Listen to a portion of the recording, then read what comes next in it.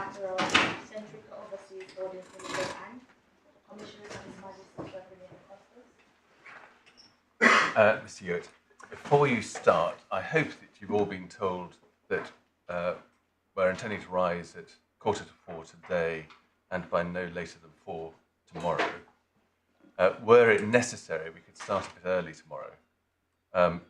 But we're hopeful that the time estimate is a relatively generous one, so that there's no difficulty in getting all the submissions in within the abbreviated time.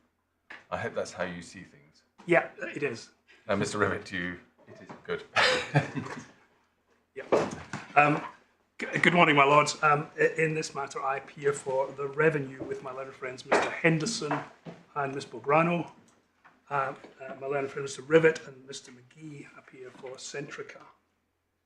This is an appeal against, as you have seen, the decision of the Upper Tribunal, which allowed Centrica's appeal from a decision of the First Tier Tribunal, which had in turn dismissed their appeal against the closure notices in this case. There were 4 issues before the First Tier Tribunal and the Upper Tribunal. The first issue was whether the disputed expenditure was an expense of management of COHL's investment business, that is the Appellant company. Now that issue was the one which the First Tier Tribunal decided in favour of the revenue, which led to the taxpayer's appeal being dismissed. But the Upper Tribunal reversed that and found in favour of the taxpayer. That matter is not the subject of any appeal to this court. The second issue was whether the disputed expenditure was expense of management. Both tribunals held that it was an expense of management, and we are appealing against that with the leave of the Court of Appeal, the Upper Tribunal having refused leave permission on that point. The third point was whether the success fee should be disallowed. Now, that was put as a discrete point below.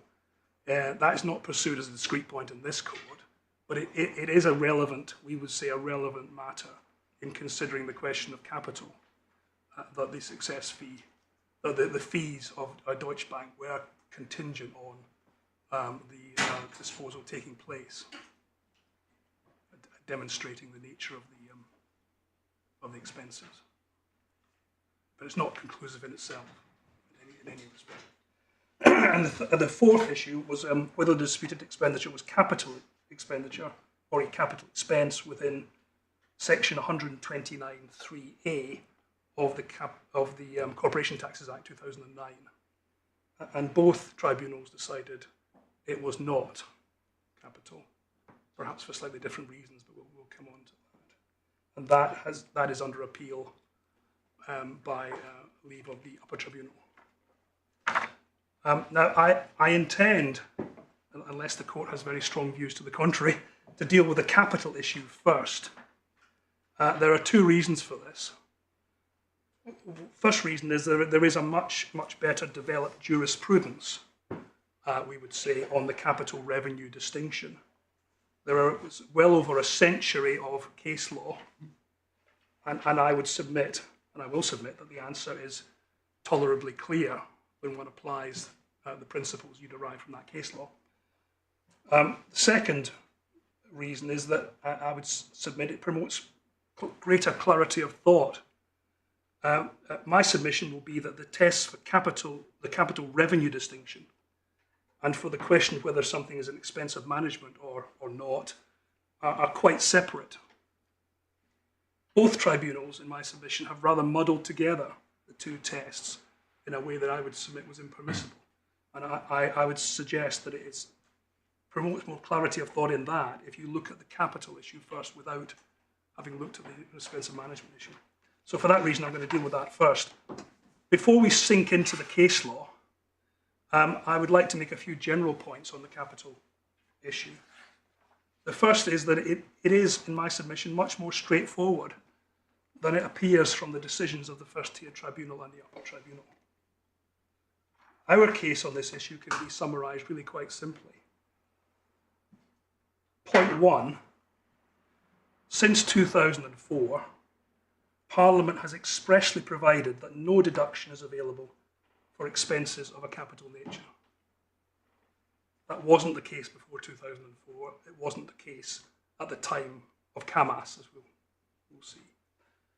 Second point, the question, therefore, is simply whether the expenses in question, which are called the disputed expenditure, are expenses of a capital nature. The third point, this is to be determined, we would submit, on well-established principles which appear in the case law. The fourth point is the critical principle is that expenditure on the disposal of an onerous capital asset is capital expenditure. This is part of what is referred to in the case law as the identifiable asset test. In particular, in a case called Tucker, which we'll come to later, Lord Wilberforce's speech in that case.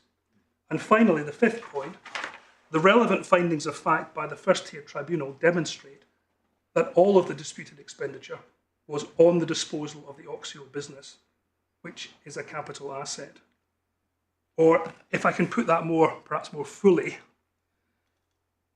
it was on the disposal of the OXIO business, whether it was by way of a sale of the OXIO shares, which I think was the original, perhaps, intention, or a sale of the business itself out of OXIO, or by way of what actually happened, which was a reconstruction so that the part of the business was transferred to a new company, and the new company was sold to the purchaser. Now the reason for that, I think we get from the findings of fact, was that the old company had perhaps some skeletons in its cupboard or possible problems, and so the purchaser would prefer to buy a clean company with the business. But we would submit it doesn't matter what mechanics were adopted in disposing of the business.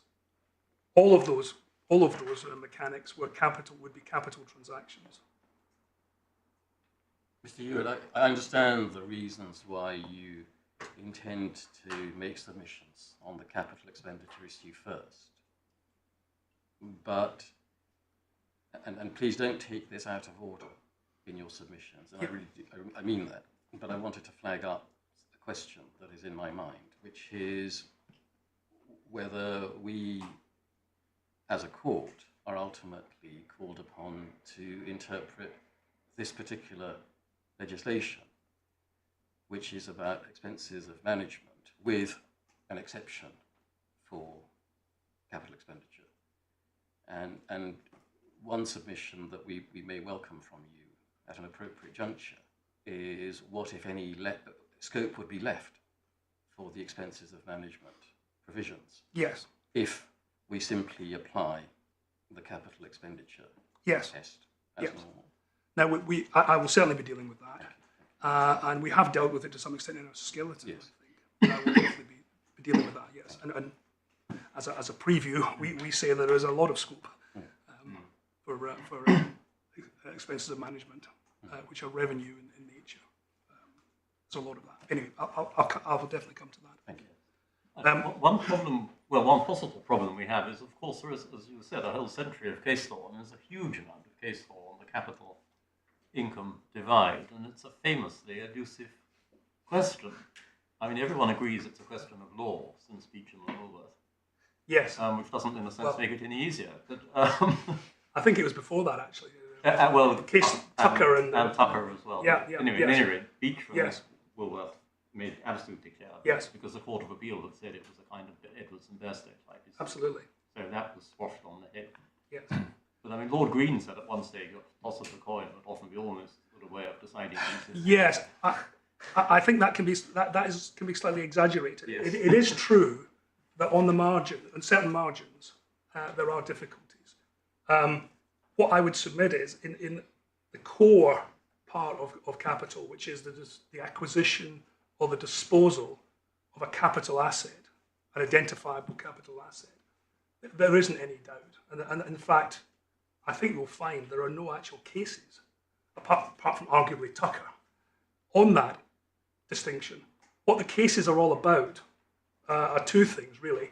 Situations where there isn't an clearly identifiable asset, but there is a capital type of benefit to the trade. And I'm thinking of cases like Atherton, where there was payments to establish a pension scheme.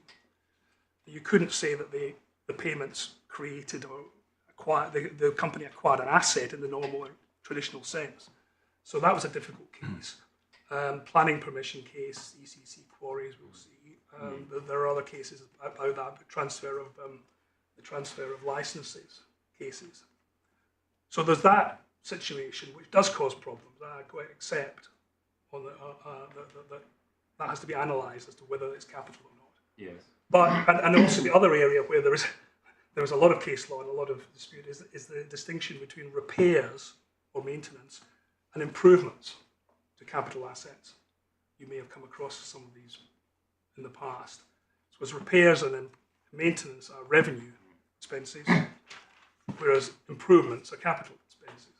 And there can be a borderline there, and there is quite a lot of case law on that distinction. And then you get all the cases like the one about the company with the charter, the Cannan company. Yes. I always find that a very difficult one. Yes. To get my head around. But that somehow wasn't capital. Yes. Well, we'll come to, yes, exactly. But that really isn't my first category, which is something which isn't an identifiable asset, but where it might be argued that it was capital because of what happened, what the effect of it was. But I think that wasn't capital because there was no asset, and what they were really doing was changing the charter so that they could trade in a different way. So it was said that wasn't capital. Anyway, we're not going to argue that. yes, No, it's my... I think that was the reasoning anyway. Yes. The better it was. Mr. Hewitt, I'm sorry, Yeah. since we've interrupted you anyway, can I flag up another question, which Yes. I've seen floating around in the written documents which we've read, and that's that I may have misunderstood the position, but it hasn't, I think, been clearly said to us whether the revenue take the position that the amendment in 2004 was with the intention of reversing Mr. Justice Patton at first instance in Camas. It may or may not matter ultimately. Yes. But just because we may have to survey this area of law when we give our judgments. Yes. If you're able at some point in your submissions to help us with that, I would find that helpful.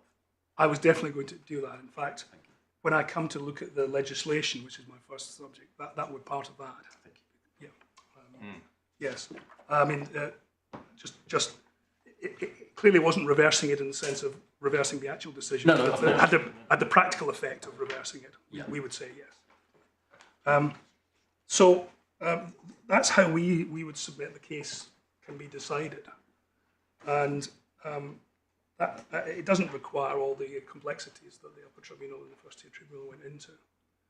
In particular, we would submit that there is no warrant at all for the suggestion that the way that one would determine the boundary between capital and revenue in the case of an investment company is different in principle from the way you would determine it in relation to a trading company, which is obviously what all the cases have been on up until now, because of course there was no capital provision in relation to investment companies, except there was one exception to that, which I'm going to come to. But in general, there wasn't a capital bar in relation to investment companies rather than trading companies. We say the principles apply the same way. That's the proposition I tried in vain to get the High Court and the Court of Appeal to accept in Camas. Well, what you were trying to Unsuccessfully. what you were trying to get them to say in Camas, and this is quite important actually. Well, we'll come on to this. We would submit what the revenue were trying to persuade the courts to say was expenses of management have within them the concept of being revenue, and anything that is capital is not within expenses of management simply because it's capital. Yeah. And that's a submission. That's what was rejected by both courts. They said, well, there's nothing in the provision that talks about capital. The only question is it an expense of management? And you just have to ask that question. And that, we would say resulted in the provisions that we're dealing with now. So to give a commonplace example to illustrate this, suppose you have a company which decides, let's start a trading company which decides to sell its headquarters building so as to downsize. So perhaps more of its staff are working at home, perhaps doesn't need as much space. It's going to buy another smaller building. It engages an agent to market it, to find purchasers, to show them round, to deal with the purchasers, to negotiate with them. And the agent is paid a fee on the sale taking place. We would say there can be no doubt that the expenditure on the agent is capital expenditure and would not be deductible against trading profits. And let's suppose the company is an investment company, the kind of investment company that has a headquarters, has a large staff, running perhaps a very large portfolio of investments. And it takes the same decision to downsize, does the same, appoints the agent, etc., and sells the building. We would say equally in that situation, there could be no argument that the expenditure on the agent is capital. And it doesn't matter in either case. In the case of the trading company, the expenditure on the agent may well be said to be a trading expense, wholly and exclusively for the purposes of the trade. But that doesn't answer the question, is it capital? Equally, in the investment company case, it may be said, depending on the analysis that you adopt, that the expenditure is an expense of management. But that wouldn't lead to the conclusion, wouldn't have any effect on the question of whether it's capital or not, we would say. And the decisions below, we would suggest, would cause the kind of imbalance between trading companies and investment companies, which the revenue were putting forward in CAMAS. We'll come on to that. It's quite important to look at the illustrations of the cases put by the revenue before Mr. Justice Patton in particular, where he records them anyway, as to why there was an imbalance between trading companies and investment companies. And investment companies could get an advantage that trading companies wouldn't get if the law was as the taxpayer said. And we would say that imbalance is continuing if the Upper Tribunal and the First Tier Tribunal are correct. And you obviously have a strong starting point for that submission, and the fact, I'm sure you're just going to be coming to it, that the way in which the exclusion of capital items is put in the legislation is just one short, simple sentence in pretty much identical terms to the similar provision relating to trading companies. Yes. So one starts perhaps with an instinctive feeling that it would be very odd if they should be given a different meaning. Yes, exactly. Particularly when there is so much baggage of learning on the question in the trading company context. Yes, and particularly as there's a little bit of support for that in the explanatory notes, which we'll come to look at. Well, they can be rather self-serving. Well, they are. Well, I mean, they're drafted by the revenue. But they are well, aren't they? if they are the ones I'll be relying on, although they're not the ones in the bundle, unfortunately, are the explanatory notes to the bill, which are in identical terms, in fact. So I think what the courts have said is that that's the basis on which Parliament has enacted the legislation. So you are permitted to look at it. I'll take you to what Lord Hodge says about this in a recent case, where I think he makes it clear that explanatory notes are admissible, and you can look at them to determine what the legislation is about. Yeah, as a secondary source. Yes. Sorry. As a secondary aid to A secondary aid. Yes, exactly. Yes. Yeah. I mean, they're not determinative, but they're we can look at them for what they're worth. Exactly. The way it's put in one of the cases. Yeah. Yes. So can we then just turn to the legislation? Now the provisions about management expenses are in there under one of the authorities, tab 8.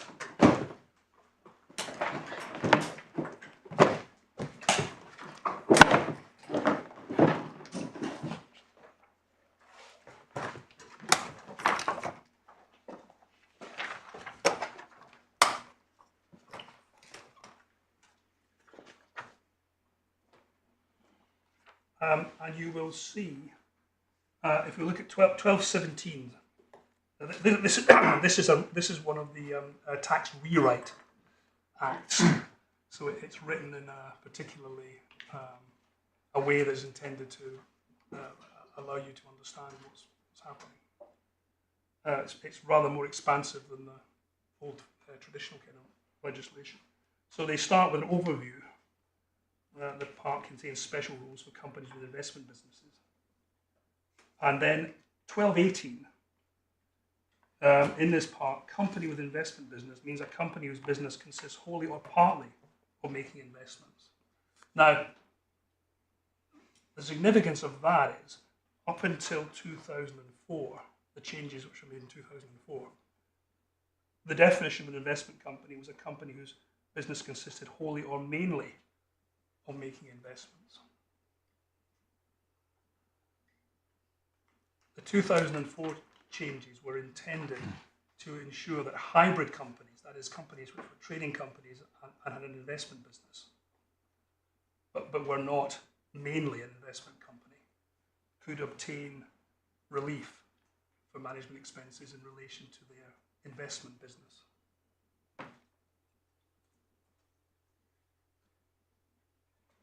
This was, I would suggest, another example in that legislation of Parliament putting trading companies on an equal footing with investment companies, because it was saying that trading companies which have some investment business can now claim the expenses of management which an investment company would be able to claim if it was wholly or mainly investment. And that's not a point you can press too far, is it? Because it's still the case that one has this very notable difference between the wholly and exclusively rule which applies to trading companies, which has no counterpart in relation to management expenses. Yes, that is true. So there might still be some advantage in investment companies in their expenses of management to that extent. But if you're looking at a trading company before 2004, which had investment business, they couldn't claim at all expenses of management that they may incur in relation to their investment business, because they were not an investment company. They didn't satisfy the mainly. Yes, exactly. Yes. So this gives them the relief that you might think was reasonable if you've got an investment business and a trading, and you're trading. That's the only point I'm making. It's all of a piece with the capital bar, which was really, we would submit putting the two. They're not identical. I'm not pretending that the taxation of investment companies is exactly the same as trading companies. But the aim was to try and equalise it to a degree. So then we have the expenses of management, and that's 1219. And then subsection 1, calculating the corporation tax on which a company with investment business. So it's not an investment company anymore. It's just a company with investment business is liable for an accounting period. Expenses of management of the company's investment business, which are referred to that period, are allowed as a reduction in the company's total profits. And we then have the exclusion in 3. Sorry, 2 is dealing with this. 2A is dealing with the hybrid situation. So it's saying that you only get the expenses of management insofar as they're in respect of so much of the investment business consists of making investments.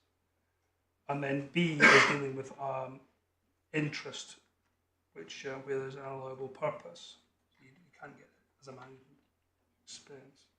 So the investments are held in allowable purpose. You can't get a management expense in relation to them. But then the important one is 3A. No deduction is allowed under this section for expenses of a capital nature. And as my Lord pointed out, that is very similar language to section 53, which you find behind tab 7 in relation to trade profits of a company. No deduction is allowed for items of a capital nature. 53 subsection 1. 53 subsection 1.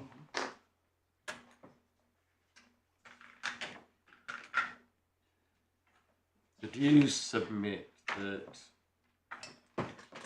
Parliament enacted the amendment in 2004 on a certain understanding of the meaning of what is now in section 53? In other words, there was a century of case law, and in a sense that's been incorporated into the meaning in section 1219(3)(a. Yes. I think it's wider than that, because I think the concept of capital is used in other contexts. Yes. And so it's the same, I would submit. It's the same concept throughout. I mean, it's perhaps more important. Maybe more important in tax than other contexts, but it is used. Yeah, and I would submit that by using capital, everyone knows what capital means. That is it. If they were intending something different, well, the question is what? What is it that they're intending? What is the? We're going to have another century of case law to decide what it is, but there's no guidance given in the legislation. The legislation simply talks of capital, of a capital nature. Yeah. I mean, on the other hand, there's a basic canon of construction. Plainly, we have to interpret section 1219, subsection 3, in the context in which it appears.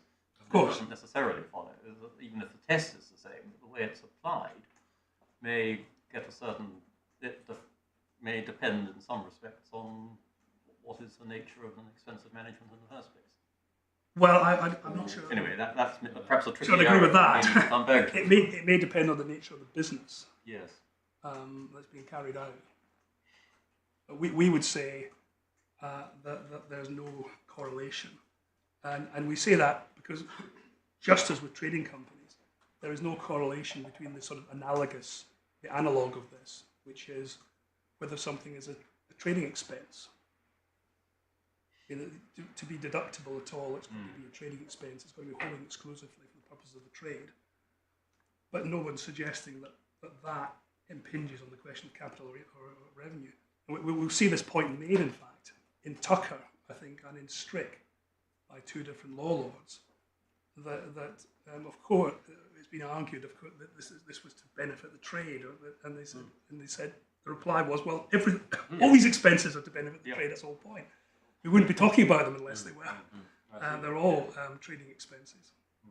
And similarly here, we'd only be talking about what we're not interested in. I mean, would you accept, Mr. Hewitt, that the way the court needs to approach section 1219 is that subsection 3A is an exception to the general proposition in the earlier subsections?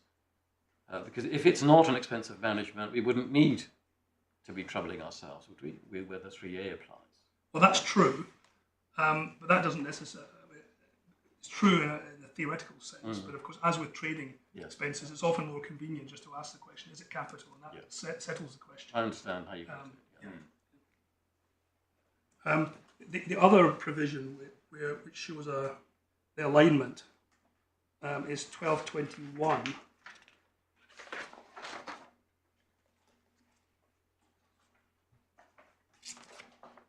Which subsection 1, no deduction. This is 1219(3)(a) does not apply to amounts that are treated as expenses of management under these various provisions. Now, there's also a parallel provision in relation to these, which treats them as deductible trading expenses. The problem with the reason for some of you can see the general theme of BCT. It's a setting up of various types of employee benefit schemes or plans, and then you see also H, employees' contribution to pension schemes. The reason for this is a case that we will come on to briefly later, called Atherton, which is the case which we mentioned, which held that the provision of the nucleus, the start-up of the pension scheme, was capital. Now that was extended in cases in the 1980s to employee benefit trusts. There was a number of cases, I think Heather and P Consulting, I seem to remember, in IRC and Board, which held that essentially the initial contribution to set up the benefit scheme would be capital, but all the regular contributions thereafter would be revenue expenses and deductible. And I think that what these provisions are doing is reversing by statute to some extent the Atherton principle, essentially, but only in limited circumstances. It's not abolishing it completely. But particular types of schemes, it is permitted to get a revenue deduction and an expense of management, even though they would be capital under the Atherton principle. I mean, another example of that would be excess capital allowances, by virtue of Section 1233, are treated as expenses of management, even though they're obviously capital in nature. Exactly, yes. It doesn't necessarily follow, does it, from 1221(1) that something is to be treated as of a revenue nature. Isn't it, strictly speaking, simply saying it may be of a capital nature, but the exclusion in 1219(3)(a) doesn't take it out Yes. as being expenses of management? Yeah, because some contributions, as I said, would be revenue anyway. You wouldn't need that provision. It's just making sure that all contributions, even if they are the setting up costs, Yes, exactly. are not taken out by being capital. Yep. And there are, as I say, there are parallel provisions so the intention broadly here is to align in cases where there are already provisions that remove the capital bar in relation to trading companies, that it would be removed in relation to investment companies or companies with investment business,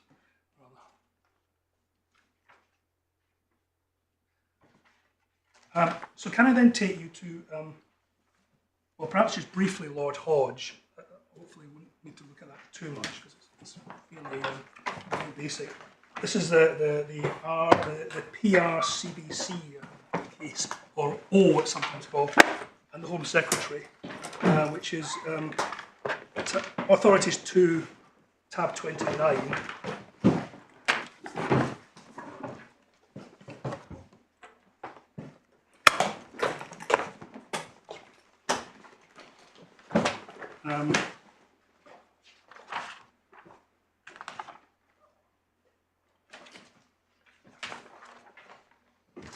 And it's particularly, I think you probably find paragraph 29 is fairly basic stuff about statutory interpretation. And then paragraph 30 says, external aids to interpretation therefore must play a secondary role. Explanatory notes prepared under the authority of Parliament may cast light on the meaning of particular statutory provisions. Other sources such as Law Commission reports of Royal Commissions and advisory committees and government white papers may disclose the background.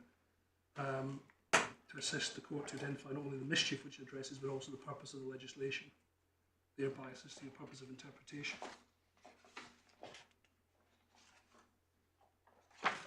And it says the context disclosed by such materials is relevant to assist the court to ascertain the meaning of the statute, whether or not there's ambiguity or uncertainty, and indeed may reveal ambiguity or uncertainty.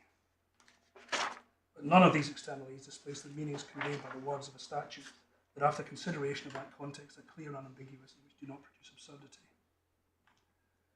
And my primary submission is that you can determine what 1219(3)(a) is doing simply by looking at the language of the provision.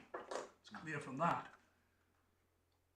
And perhaps the timing of the introduction in relation to the Camas case. But there is a bit more than that, because the explanatory notes to the 2004 Act, which is when the provision was first introduced, tell you something about what was going on. This is tab 35 in volume 2.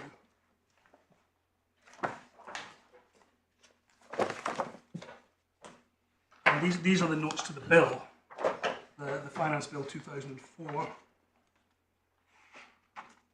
And it's particularly on page 788, paragraph 10,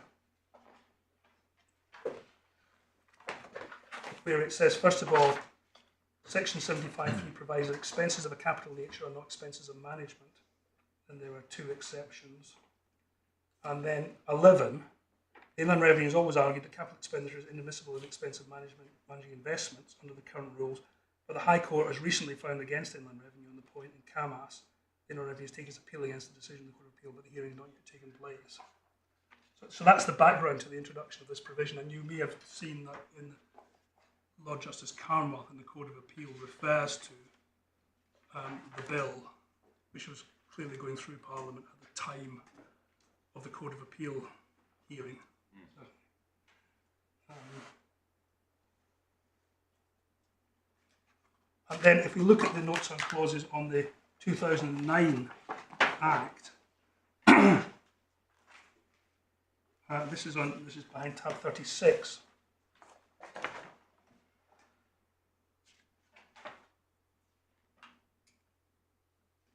And it's particularly the bottom 3091, subsection 3 excludes capital expenditure in terms that follow closely the trading income rule. It also prevents a deduction of management expense of anything that's otherwise allowable for tax purposes. And as I said, I'm sorry we don't have that. We can get copies of it as necessary, but the notes to the bill are in identical terms. I think it would be helpful, speaking for myself, Yes. if we could just have that. All right, I think.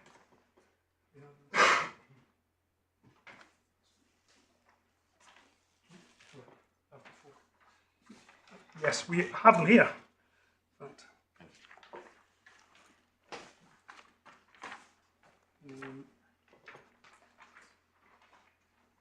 Yeah. Sorry, could I hand these up?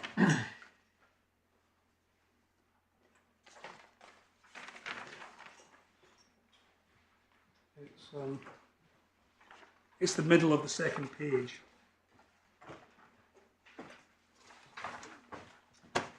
.3089, which is in the middle of the second page, which you see is in the same form.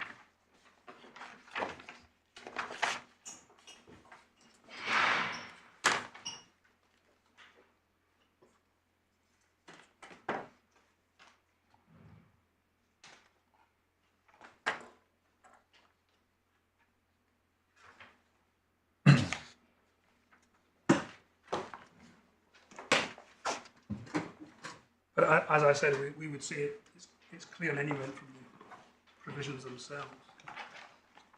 Can I then take you next to CAMAS? Because I think it's important that we just get clear exactly what was decided in CAMAS, because there seems to be some confusion about that below. Now, just for completeness, the expenses which were in issue in CAMAS are, you can see them set out on page 535, the various fees, just to ground you in what it was. This was an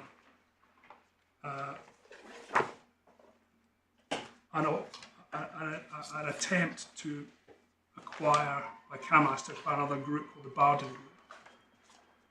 They negotiated with Barden, but they never got to the stage of launching a formal takeover bid.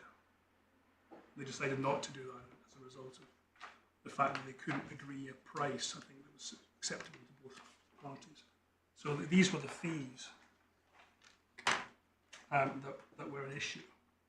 That the revenue was saying either were not expenses of management, were not expenses of management on general principles, or were not expenses of management because they were capital and therefore intrinsically they were not expenses of management. And it's the second point I was wanting to look at this stage. Mr. Justice Patton dealt with it, beginning at page 538, at paragraph 18.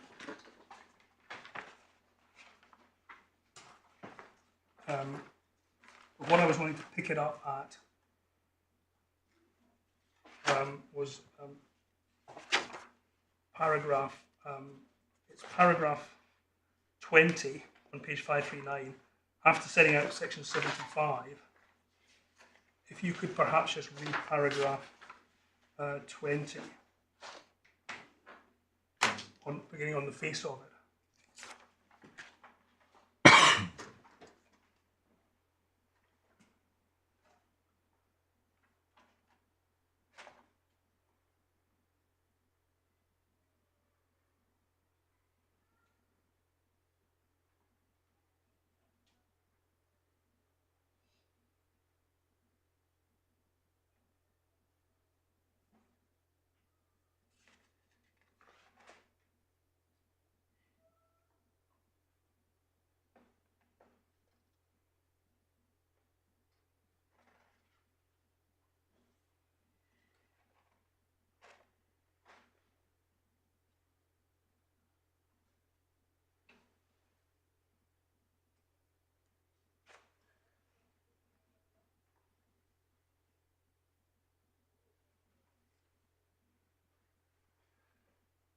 And then you'll see section 20, paragraph 28(1).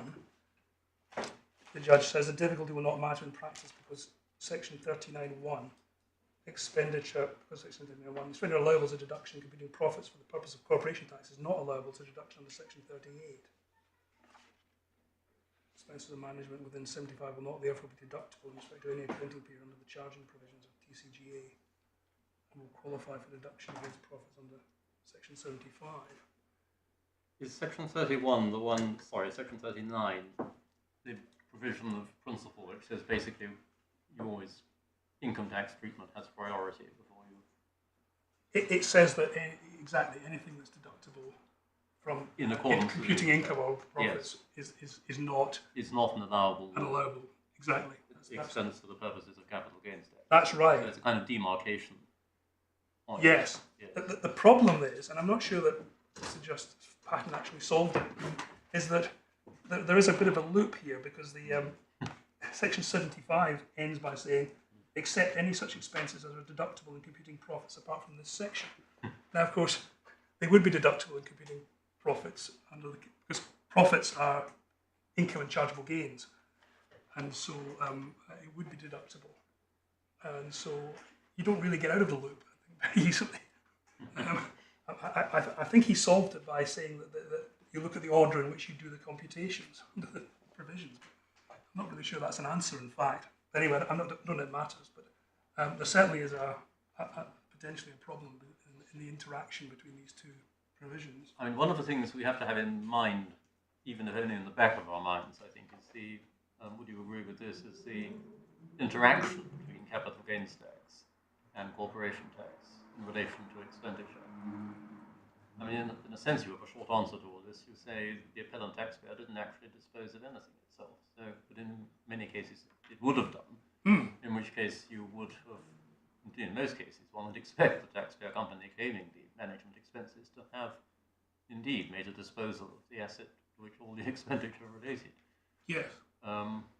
But in a sense, if we're right, then all these problems go away because anything which is going to be deductible in under Section 38 would be capital expenditure, which will not be allowable as an expense of management because of the capital provision. We would say it actually all fits together really quite nicely.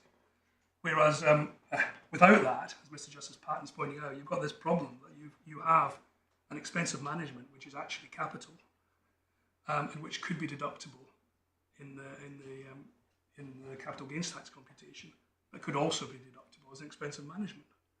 And there's no real easy answer to that. What he was pointing out, I think, to summarise this, is if you're in a situation where a company acquires an asset and then subsequently disposes of it in a later period,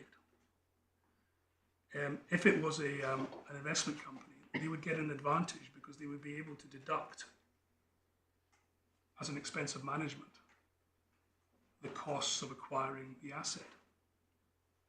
If it was a trading company, they couldn't do that because it would be capital.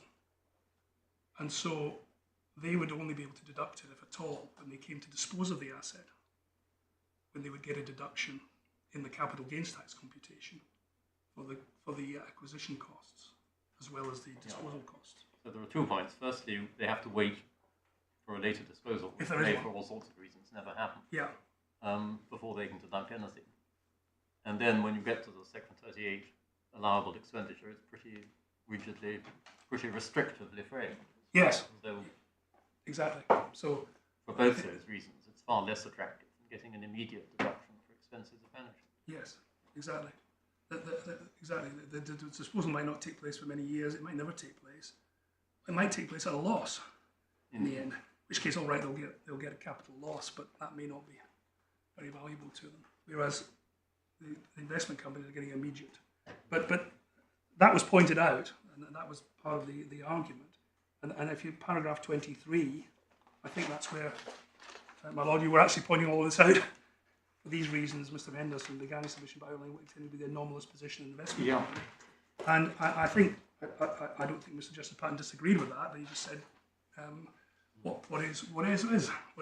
Therefore, that is the effect of the legislation. But he also made the point, which I think Lord Justice Farnworth makes, which is that, on any view, the position is a bit more complicated in relation to corporation tax, because the tax, the total profits which are taxable include both gains and income,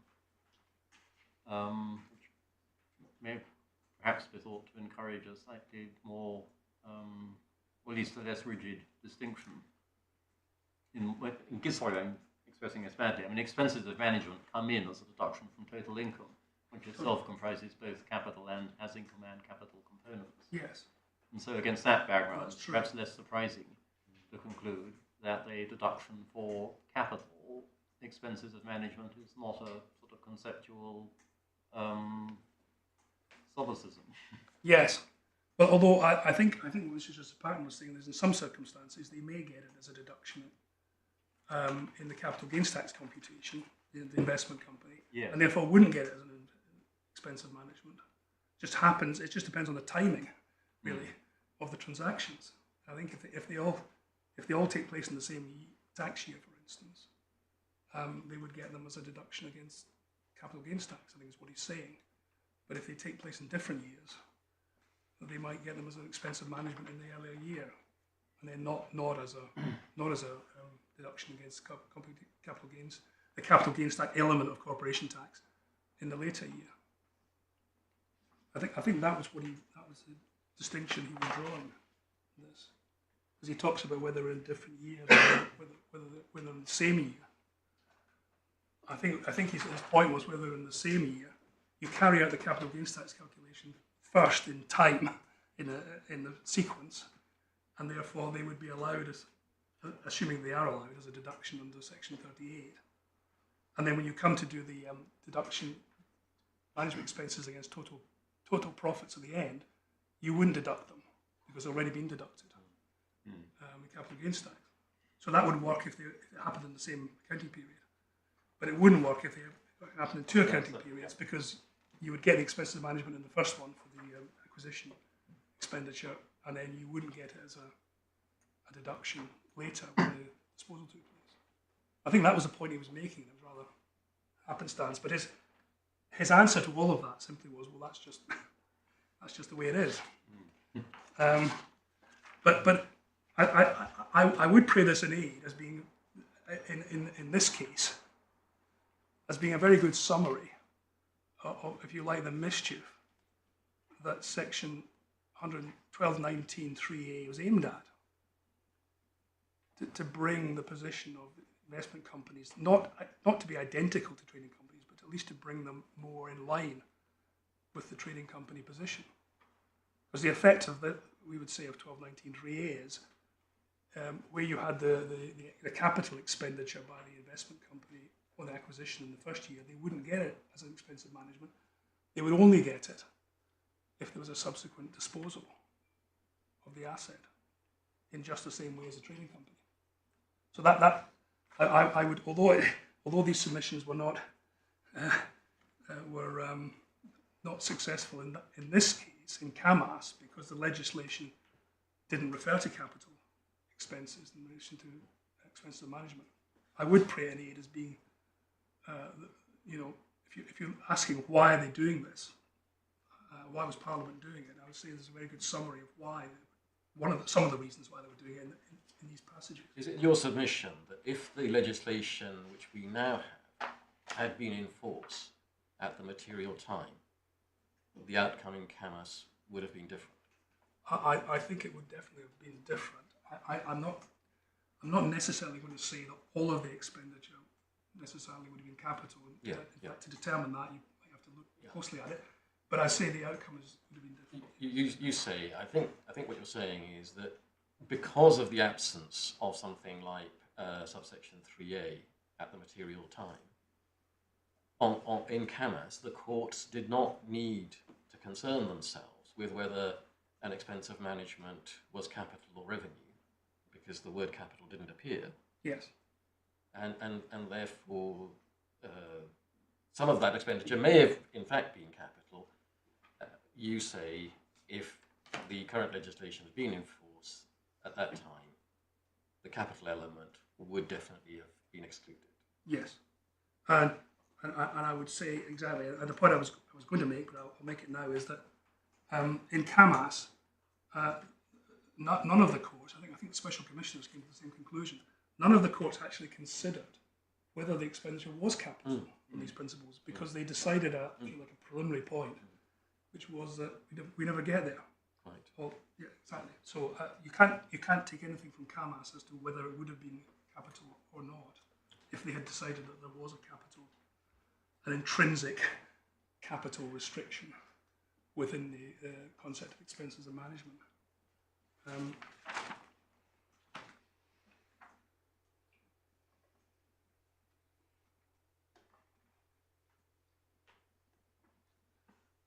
Can I then just take you briefly to what the Court of Appeal said about this? And that's page 567, beginning of paragraph 36.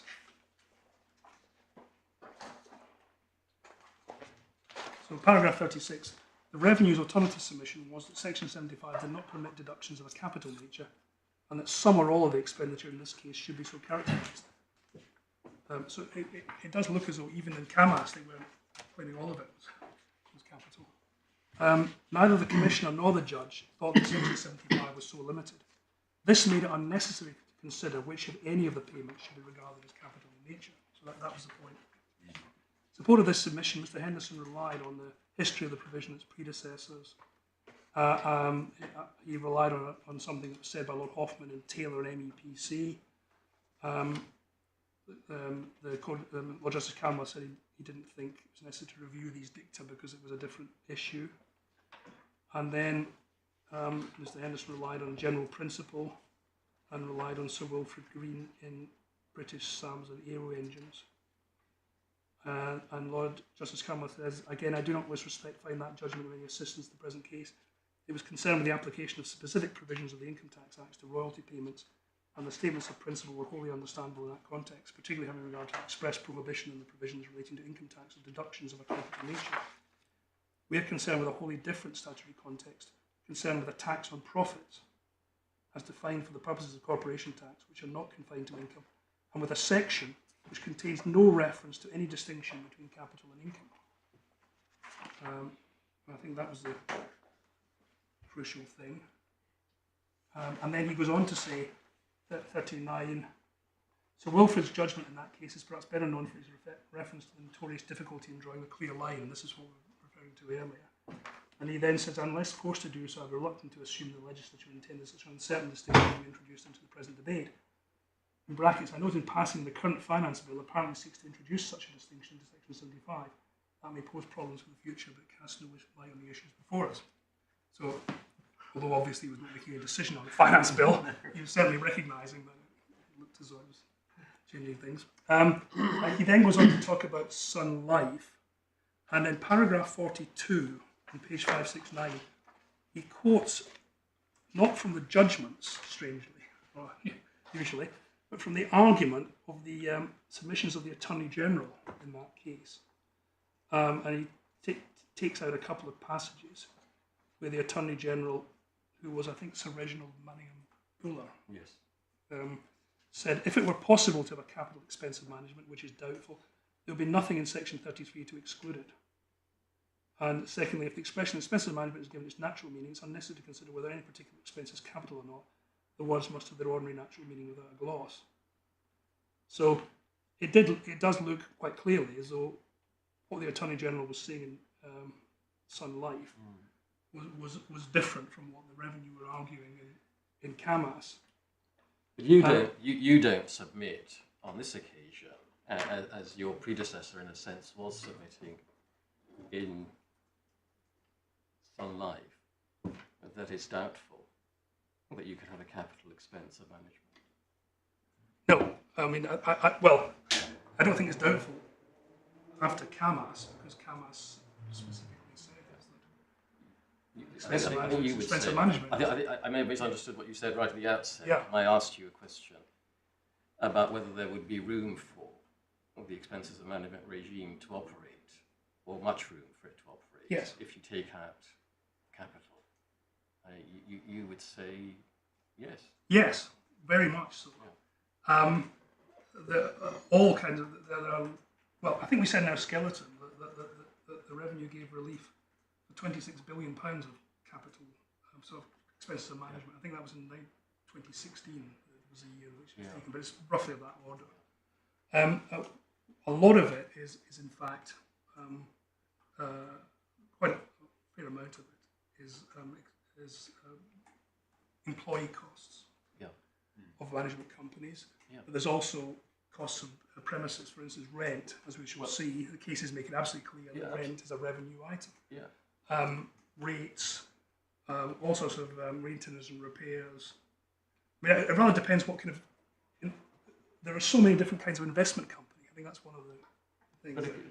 But some investment companies will have quite a lot of expenses of management. Some, of course, will have very few, because if you have an investment company which is simply holding a whole lot of quoted investments, then they're likely to have very few expenses of management. They're probably got the costs of the platform in which they hold them. Some brokerage, equivalent brokerage costs if they sell, but they're not going to have very much expenses of management. Whereas a large investment company with a huge portfolio of investments might have a whole staff of people running them and have premises, car parks, all sorts of things. Can we just take the? I'm sorry, Sorry. I want to interrupt you at all. So we would say there's a huge amount of potential expenses of management. Just to test the principles, just so I can be clear in my own mind. If we take, say, you gave the example earlier of the investment company which has a headquarters, and suppose that they acquire that building. Perhaps it's a lease. And then, as you say, they're going to have to pay the rent pursuant to that lease. So is it your submission that the cost of acquiring the lease in the first place would be a capital cost, but nevertheless an expense of management, but the paying of the rent would be expense of management, but would be revenue in nature? Have I understood it correctly? Well, if they paid a capital sum, a premium to acquire the lease, that would be capital. I think even on the widest view of expensive management, I don't think that would be regarded as expensive management. Okay. I think the actual cost of the cost of acquisition wouldn't be. Yeah, I understand. Alternatively, they may take a lease at a right rent, so they may pay rent. Yes. In that case, the rent would be a revenue item. We'll see. The cases make that clear. Then it's sometimes said that maybe there's a logical distinction between acquiring a lease at a premium, which is capital, and paying rent. But that's clearly the law, and the House of Lords have set that down. So the rent would be a revenue item. Yeah. As would the rates. Yeah. As would all other maintenance, and if you paid people to take the bins away, and they would all be revenue items. And you accept that those would be expenses of management? Those would be expenses. Yeah. So you say, insofar as the court is concerned, to make sure that it's construing Section 1219 coherently and as a whole, and giving it some practical effect, on your submission, it can perfectly well be given practical effect in the real world. But what is carved out by subsection 3A is items of a capital nature. Yes, and the practical effect of that would probably be mainly cases like this, where there are large investment companies of the sort that are group companies. That's in a way, a different kind of investment company, but it's still an investment company, which holds subsidiaries rather than investments in shares in the normal sense. So that kind of company may well have a lot of expenses in disposing of or acquiring subsidiaries, businesses. And we would say that would be the main practical effect of this decision, that those would be capital and would not be deductible against profits. But the day-to-day management expenses, which are not affected by this, it is somewhere suggested in the First Tier Tribunal, I think, decision, or even the Upper Tribunal, that the principle is anything which is at all connected or incidental to a capital asset is capital, but that's not the principle. We'll see from the cases that's really not the principle. So it's not right to say that every expense of an investment company would be capital. That's certainly just not correct. That seemed to be what influenced the tribunals, as far as I can understand it, which I would suggest is a misconception. I was just looking at Camas, sorry, and so we have these quotes. I think it's fair to say that if you look at the actual submissions that the Attorney General made, other parts of them, he seemed to regard things which we would probably regard as capital as being not expenses of management, because they were connected with acquisitions, but more loosely connected perhaps than the expenses in Sun Life. So it may be that there wasn't a terrible amount of practical difference between what he was saying, what the revenue was saying, but undoubtedly conceptually, he was saying that there's nothing in Section 33 to exclude capital expenses from being expenses of management. There's no doubt about that. And that's what Lord Camworth then referred to that in paragraph 44. He says it's a short point, and agreeing with Justice Patton, I see no reason to read words into the statute which are not there.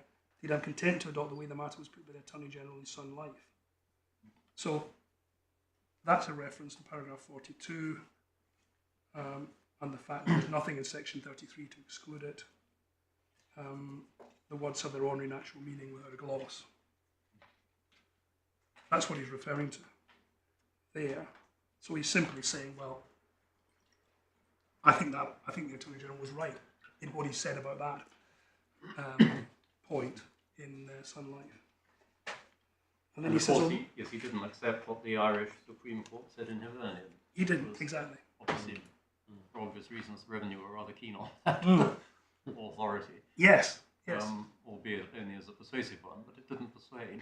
No, he preferred the dissenting opinion, I presume, Mr. Justice Barron. Yes, Yeah. Exactly. Then he goes on to say, I'm unimpressed by Mr. Henderson's protest that this may result in more favourable treatment in some respects for investment companies and trading companies. This goes beyond the original purposes of the provision. The process urges not to look behind the clear words of the 1988 Act. Fair enough, but I'm not in any event persuaded that doing so assists Mr. Henderson's argument. It may well have been thought, in line with what Justice Roma said in Sun Life, that in section dealing with both life assurance societies and investment companies, a distinction between different types of investment based on the capital revenue test was unrealistic. However that may be, the legislature clearly decided not to adopt the language of the provisions governing trading companies. They adopted a different test. Whether that is more or less favourable to investment companies in particular cases is beside the point. So that's really just, in the end, saying that's what the provisions say. But, and I would applying that to the present case, of course, we do have a clear provision now, which demonstrates that the legislature decided to adopt the language of the provisions governing trading companies. That's exactly what they did in section 1219 3A.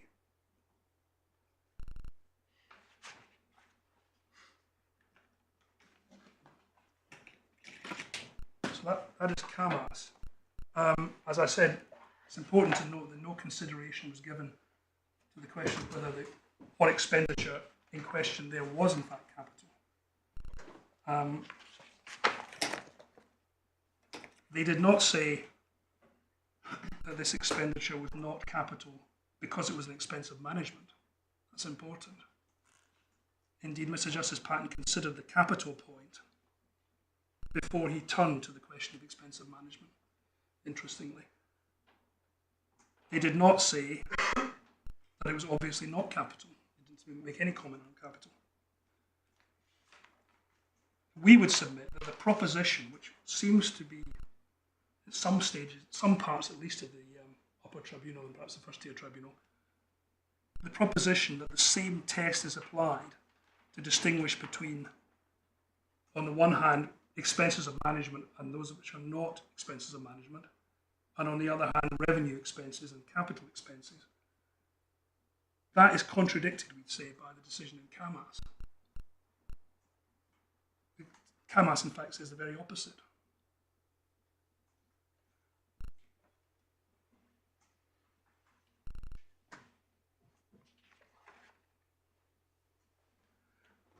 before I move on to the cases on capital revenue, there's just one point on the legislation that I forgot to take you to, which was the provisions on property companies which hold real property, land investments. And if we just turn back to, it's in fact, I think, tab 6, which has the also has the trading profit provision, but it also has on page 25 the provisions about property businesses. Now these are businesses which hold land for rental, essentially. It used to be called Schedule A in the past. Now originally, property businesses were taxed in just the same way as any other investment company, because what they hold are actually investments. They're holding properties that are rented. But at some point, I'm sorry, I can't recall the date, but it was certainly a point when I was in practice, I think, the rules changed, and it was provided that you computed the profits of a property business in the same way as a trade. You apply the same principles, the same provisions, and that the same change was made for individuals, wasn't it? It was made. I mean, across the board for income derived from land. Absolutely, but because of course at that time, the corporation tax provisions simply brought in all the income tax provisions which apply to individuals. They didn't write them. What they've done in the Corporation Taxes Act is write out all these provisions again for companies, which is why the acts are over 1,000 pages long each. 1,000 sections long. 1,000 sections long. There's 2 Corporation Tax Acts that are both over 1,000 sections. And part of the reason for that is, rather than just referring to the income tax principles and saying you apply them to corporation tax, which was one sentence almost, they've written all of them out in longhand again. So you'll find a provision like this, section 210, in either the Income Tax Act or a TOI, I can't remember which one, in relation to income tax. Almost probably very similar provision, probably identical. Except, so it says the profits of a property business are calculated in the same way as the profits of a trade, but the provisions of Part 3 trading income supply are limited to the following. So it then sets out the various provisions that are applied. Some of them wouldn't be appropriate perhaps to property companies, but for instance, you have to compute the profits on generally accepted accounting basis, which is section 46. You have to apply the capital expenditure rule, section 53, which is the one we're talking about, and expenses not wholly and exclusively for trade, etc., section 54, and then a whole lot of other provisions you'll see. The simple point I'm making is that has been the case for a number of years, that what is essentially an investment company has been taxed on the basis of trading principles, including the capital bar provision. And no problems have arisen about that. Nobody has suggested that the capital provision should be interpreted in a different way, because these companies are investment companies, hold capital assets. I think the response to this that we've seen in the respondent's skeleton, and this is the kind of point that's been dealt with in footnotes. We footnoted it, and they put a footnote. Their response is, well, this was done differently from 1219(3)A. But my response to that is, what possible difference could that make? That they have incorporated it by reference rather than written it out in section 1219(3)A. If there is a principle that you apply the capital provision differently for investment companies because they hold capital assets, surely that would be the same for property companies with a property business who hold capital assets. That's what they hold. So it's just another indication that it can't have been intended that there was any difference. So then can I take you to some of the cases? It's traditional to start with Atherton in any case about capital revenue. I'll take you to it briefly. You don't really get a very great deal for these purposes from it. It was the cost of setting up a pension scheme. It's tab 10 in Authorities Bundle 1. What is interesting is this was obviously a borderline case because if you look at how the courts decided it, the special commissioners decided for the taxpayer, as did Mr. Justice Rowlatt. The Court of Appeal decided for the Crown 3-0, and the House of Lords decided for the Crown 3-2.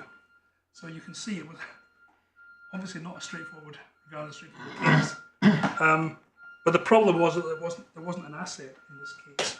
And if we just, all I was going to take you to was what Viscount Cave said at page 104. This is page 104 of the bundle.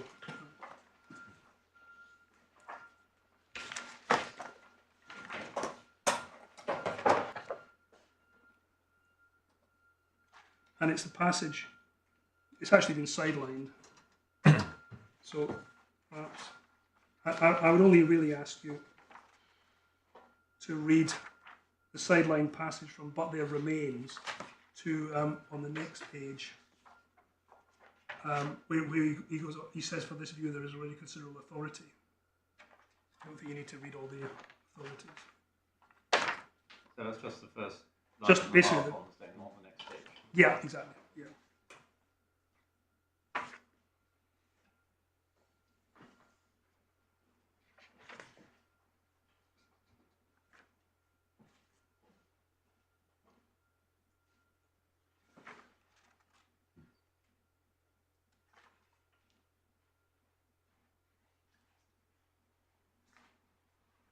Well, Lord Cave says it's a question of fact. That plainly is wrong. Yes. Yeah.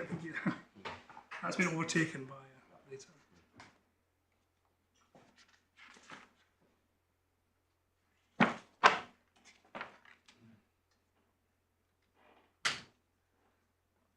The next case is Sorry, just hang on one Sorry, minute. sorry. That's okay. Passage.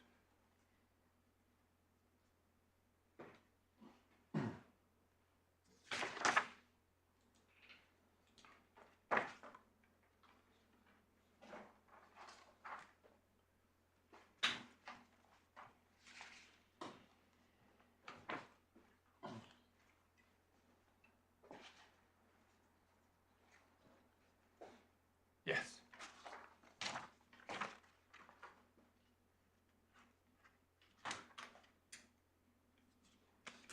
So the next case I was going to take you to was behind tab 12. It's Mallet and Staveley Coal Iron Company. That concerned a colliery company which paid its lessor for the surrender of part of a seam of coal which was demised by one lease, and the whole of the seam of coal demised by another lease.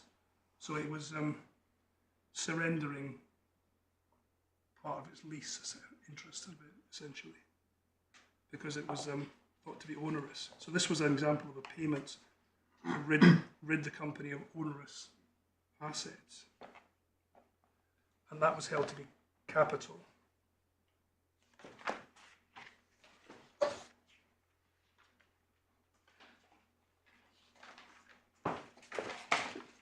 And I think I can take you just to Lord Hanworth, the Master of the Rolls.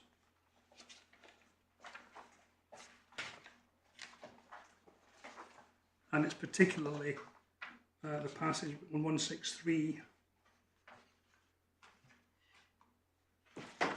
where the paragraph beginning "now in the next case," he begins by setting out the facts, you'll see. And then he says halfway down the paragraph, "Now those are the two sums which have been paid," and one asks oneself, can it be said that those two sums have been paid in respect to the earning of profits or gains? Can it be said that there were sums paid in respect to the circulating capital or were the items which were paid in respect of the original capital outlay what we call the fixed capital which was employed and which the right to win call was secured to the company? Appears to me the answer to that is that the company disposed of a liability. They've been able to get rid, in the second case, perhaps even more effectively than the first, of a liability that would have hung around their necks. For this payment out now, they've freed themselves from what was a capital liability. And then perhaps you just carry on reading the next paragraph.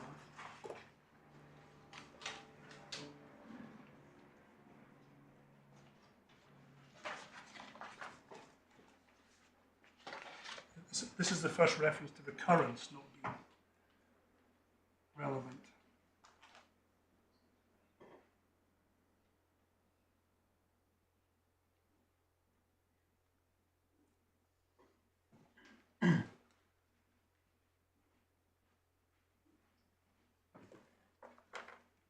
And then you will see the final paragraph of his judgment. There's a movement towards it being a question of mixed law and fact. Yeah. So this is slowly moving. And then we have Lord Justice Sargent, who agreed, and he sets out the facts. And then across on page 166, near the top, he says, Mr. Latter, while accepting that as the proper test, rather urged that it had in some way been limited by the observations of Lord Chancellor and Atherton.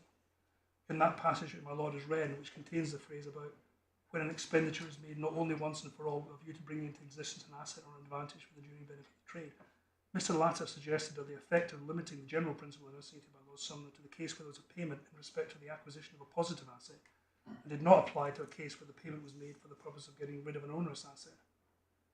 But he then says, well, that was just reflected the facts of the case in Atherton, and he wasn't limiting the principle. If you just read on to the end of his judgment, he was saying that this is within the principle.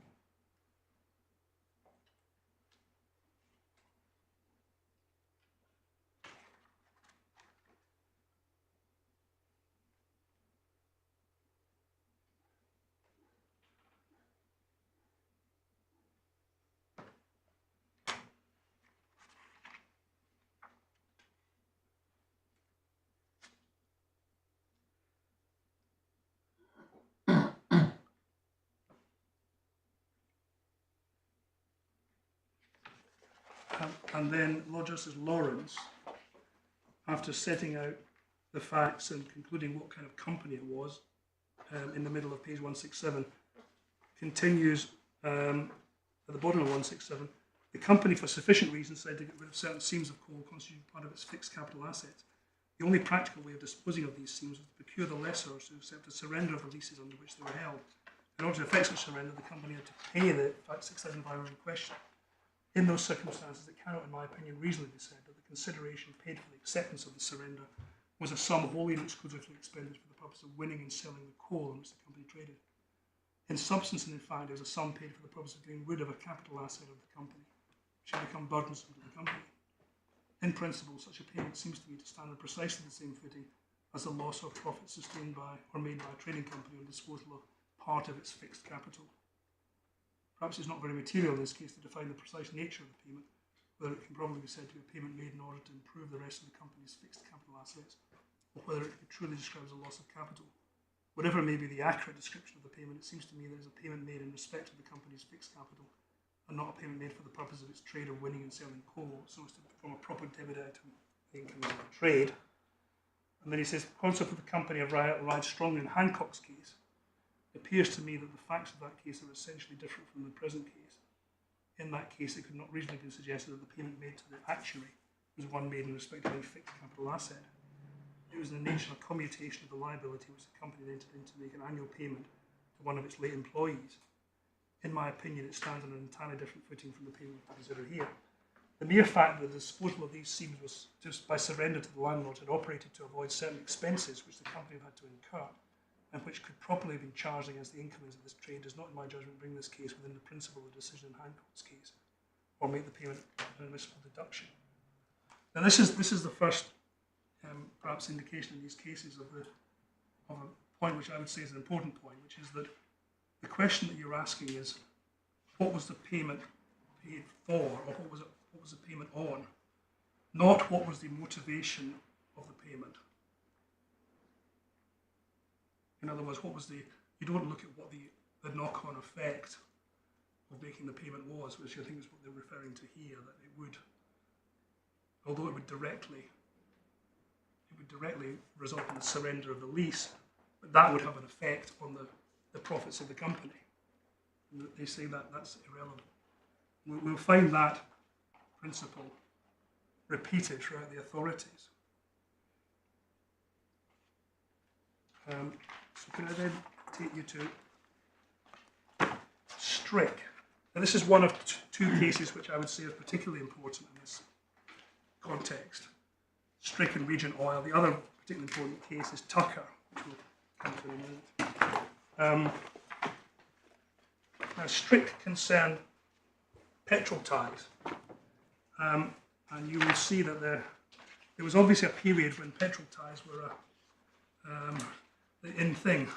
There's a whole series of cases about petrol ties. This is one of them. Now, what happened originally was that the petrol stations would agree contractually to only take the fuel from a particular supplier in return for a payment.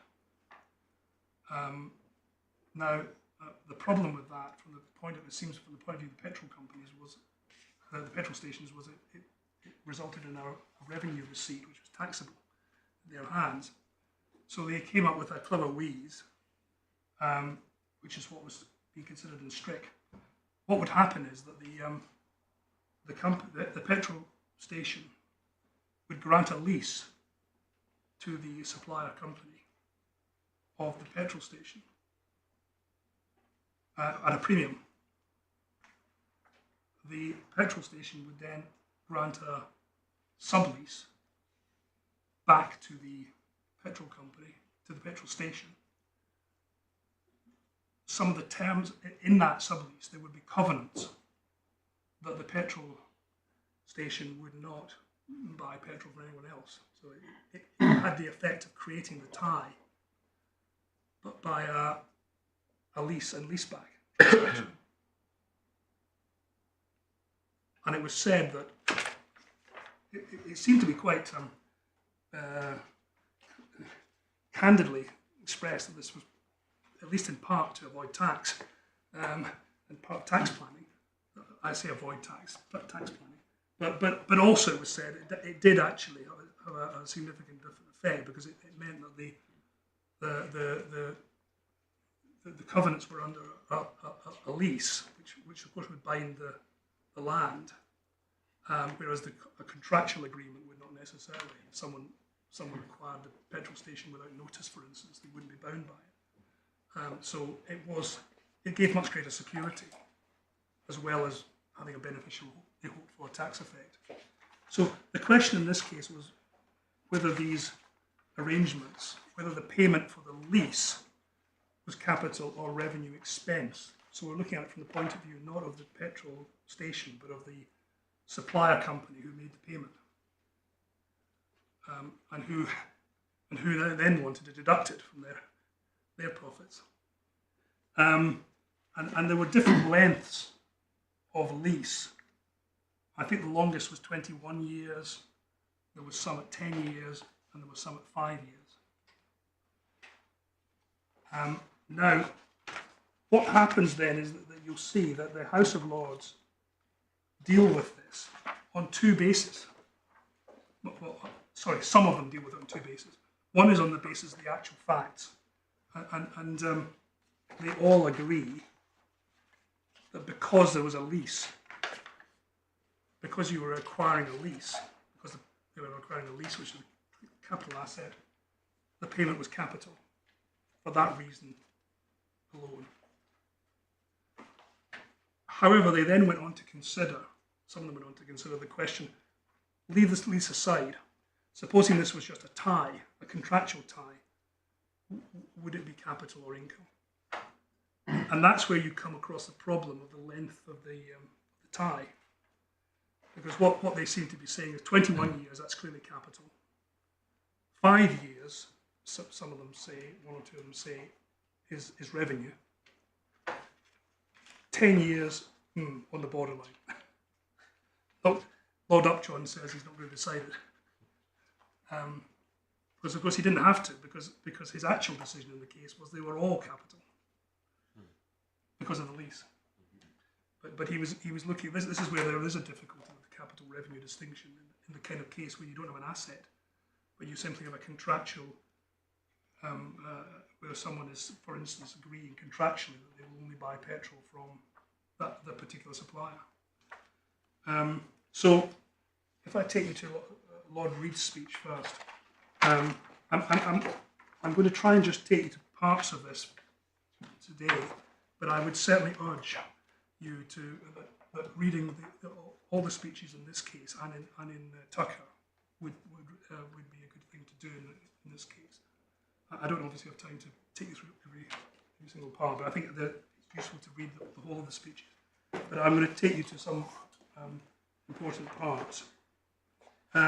So Lord Reid, he makes the point on page 258 in the paragraph at the top that the machinery which they entered into was not a sham, and he makes the point that if the garage owner defaults, this new form gives the oil company a better way of enforcing its rights and bringing the sublease to an end, understanding its rights under the lease, etc. So he's saying, well, all right, it was done for tax purposes perhaps, but it has the same, it has similar commercial effect to a contractual agreement, but it's not a sham or anything. We've got to respect the form that it actually took. And then on page 259, perhaps if you were just to read the passage beginning when one is dealing with tangible assets in the middle of 259 and ending in the middle of the next page, just below letter F.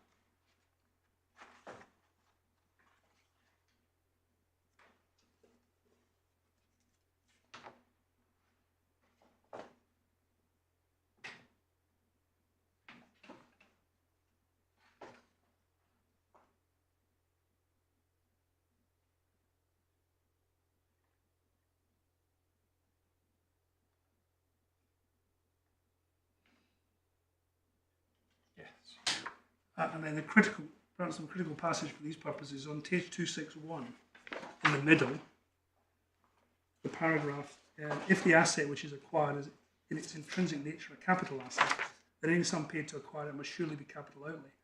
I don't see how it can matter that the payment is made by sums paid annually, but it appears to me that an asset which is nothing more than a right to enjoy a certain advantage over a period is intrinsically of a different character from a thing which a person buys and can immediately use or consume in any way he chooses. If it were not so, I can see no reasonable ground for allowing annual payments for such a right as revenue expenses.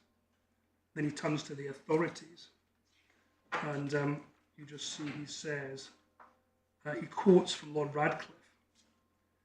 The courts have stressed the importance of observing a demarcation between the cost of creating, acquiring, or enlarging the permanent, do not mean perpetual structure of which the income is to be produced, or fruit, and the cost of earning that income itself or performing the income earning operations. Probably this is an illuminating a line of distinction as the law by itself is likely to achieve. And Lord Reid comments, perhaps it is, but the illumination is very dim. And as Lord Radcliffe goes on to say, at least the distinctions of some subtlety between profit that is made out of assets and profit that is made upon assets or with assets.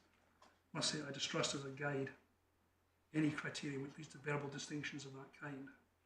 Fortunately, it's not the only guide. And then he looks at the cases, but what he's looking at in this section is in the context of a discussion of the problem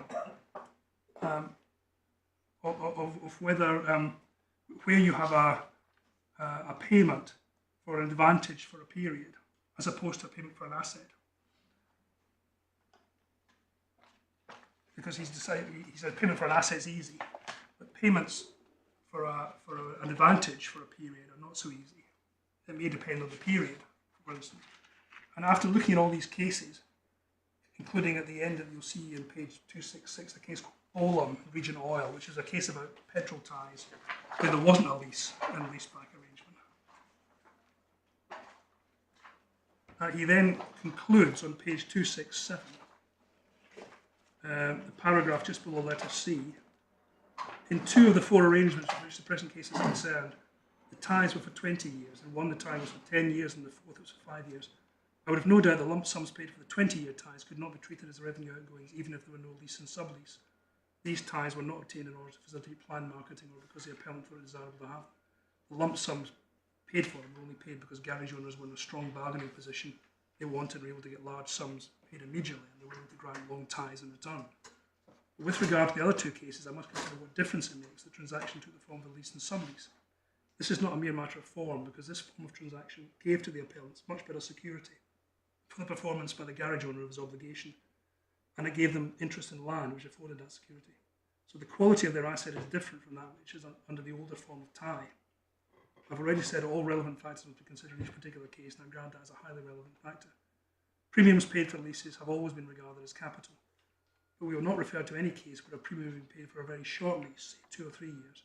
I do not wish to decide whether even in such a case a premium might necessarily be treated as capital outlay, but I'm satisfied that the weight of this factor in the present case is sufficient to turn the scale if otherwise there was doubt, and I would therefore hold in each of the 4 cases the lump sum paid by the appellant cannot be allowed as revenue outgoings. And then we have Lord Morris. And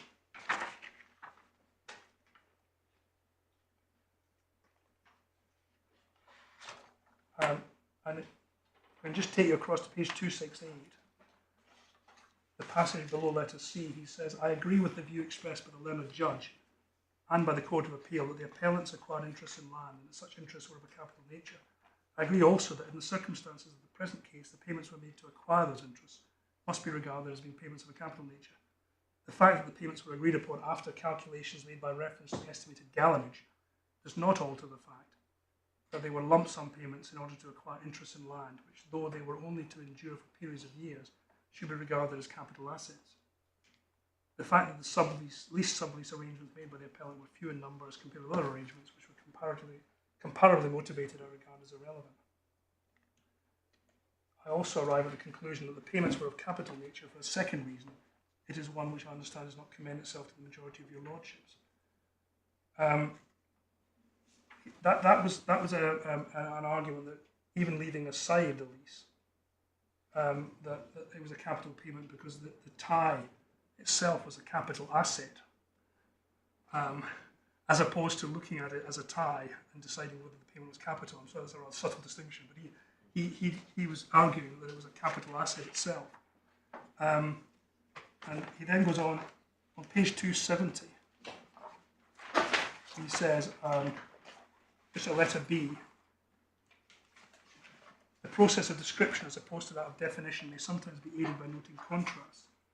There's a difference between a business entity, structure, or organisation set up or established for the earning of profit and the process by which such an organisation operates to obtain regular returns by irregular outlay. So the business entity, I think he's saying, is a capital asset, essentially, of the business owner. There's a difference between profit-yielding subject and the process of operating it. There's a difference between the instrument of earning profits and the continuous process of its use or employment for that purpose. These contrasts were noted in 1938 by Mr. Justice Dixon in the judgment of the Sun newspapers. In much the same way, in 1946, the judgment in Hallstrom's, Mr. Justice Dixon distinguished between the acquisition of the means of production and the use of them, between establishing or extending a business organisation and carrying on the business, between the implements employed in work and the regular performance of the work which they employed, between an enterprise itself and the sustained effort of those engaged in it. In his judgment in that case, Justice Stark, while emphasising that none of the so-called definitions of tests or any other definitions of tests suggested by the cases are decisive, pointed out that any asset or advantage need not have a tangible existence, and expressed the view that the expenditure to acquire the goodwill of a business or to acquire restricted covenants against competition in business be of a capital nature. In agreement with what was said by Mr. Justice Stark, we consider that no different result is reached according to whether an asset or advantage is of a tangible or an intangible nature. The contrast has been observed between expenditure forming part of the cost of improving or adding to the income-earning plant or machinery, which would be capital, and part of the cost of performing the income-earning operation. And then he goes on to look at some of the cases. And then at page 272, he says, in examining the nature of the payments which are made, which are an issue in this case, it's important to consider not so much why the payments were made, but for what they were made. If the motive in making payments is noted or becomes manifest, the more relevant inquiry must be made as to whether some asset or advantage was acquired, and if so, what was its nature. And then he goes on to see the argument that was being made was, well, this is an ordinary incidence of trade, or has become so. That the purpose of these transactions and the payments of the premiums was to obtain a trading profit in the long run, if you like, after they've obtained the tie. But what Lord Morris is saying is, well, that's not the question you're asking when you're determining whether a payment is capital or revenue. You're looking at what the payment actually is for, directly. And then on page 273, he says at the top of page 273, what falls to be considered is the nature of that for which the payment has been made. In the selling side of their business, the appellants were marching in step with their competitors and had to embark upon much expenditure. In one sense, all of it was a selling or marketing expense. It all took place in the hope and the expectation that sales would be induced. Some of it, however, would be of a capital nature and some of a revenue nature. The important consideration is the character of the advantage which, by expenditure, is sought to obtain. And then he says, in considering the nature of payment, it may well be relevant to know whether similar payments will recur and whether the payment will be one of a number of periodic payments. Here again, it's important to consider what it is that the items of payment will produce. Some capital assets may last for a short time. They do not, for that reason, lose their character as capital assets. If they are much needed, so that a succession of them must be obtained, there will be periodic or constantly recurring payments of money. Yet each of these payments will be of a capital nature. If the nature of what is acquired makes it a capital asset, the payment for it will be a capital payment. If tangible assets such as knives or lasts in Hinton and Madden are clearly capital assets, then the payment for them are capital payments, even if the useful life of the asset is shorter than the length of the accounting period. The fact that there are payments seemingly of the same nature, which appear to be recurrent, may be a circumstance to be examined in deciding as the nature of the payments. If in a business a particular capital asset must be acquired, then the fact that in a similar but larger business many such capital assets will be needed will be an immaterial circumstance. So also will be immaterial whether a number of such capital assets are bought all at once time, or whether they are bought over a period of time. Their character as capital assets will not change if many are bought rather than few, or if they are periodically bought and periodically paid for. The fact or recurrences of payments will be of no consequence, nor will recurrences of orders. Similarly, if for the purposes of some manufacturing process, articles are purchased which are to be worked upon in a factory, so that when fashioned and altered they will be finished products, which are then to be for sale, the sums paid to purchase such articles will have a revenue nature which will not change, even if, instead of them being successive or periodic purchases, there are occasional purchases of large quantities. If a tie of the nature which I am examining is probably regarded as an asset of a capital nature, and if the payment made for it is regarded likewise, then I cannot think that these conclusions are altered or affected by the circumstance that some thousands of ties may be acquired. We'll see this repeated a number of times in the cases, that recurrence of expenditure on capital assets doesn't change the nature of the expenditure. Of course, it might lead to the conclusion at some point that you're actually not, they're not capital assets, that you're actually trading in them. But that's a completely separate question. If there's a continual buying and selling of shares, for instance, you might end up being a trader at some point. But the point being made in the cases is it doesn't affect the nature of the payment or the nature of the asset, whether you buy one or you buy 1,000. We would say the same as the case in this case. It doesn't matter that there might be a number of disposals of capital assets, i.e. subsidiaries or businesses, by Centrica Group. That's completely irrelevant. If it's a disposal of a capital asset, it wouldn't matter if there were 1,000 of them or one. As I say, this is just one of a number of statements to that effect.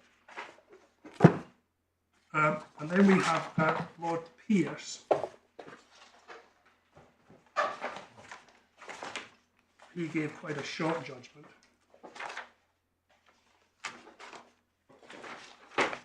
Where he says essentially that there is a difference in substance between the case where you enter into the contractual tie for a lump sum payment and where there's a lease and a sublease transaction.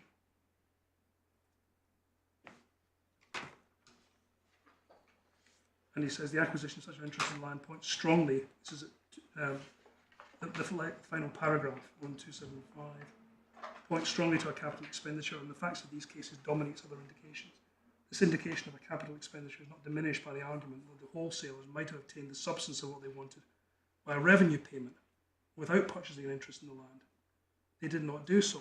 Instead, they chose to enter into these particular arrangements, which were not shams but genuine commercial transactions.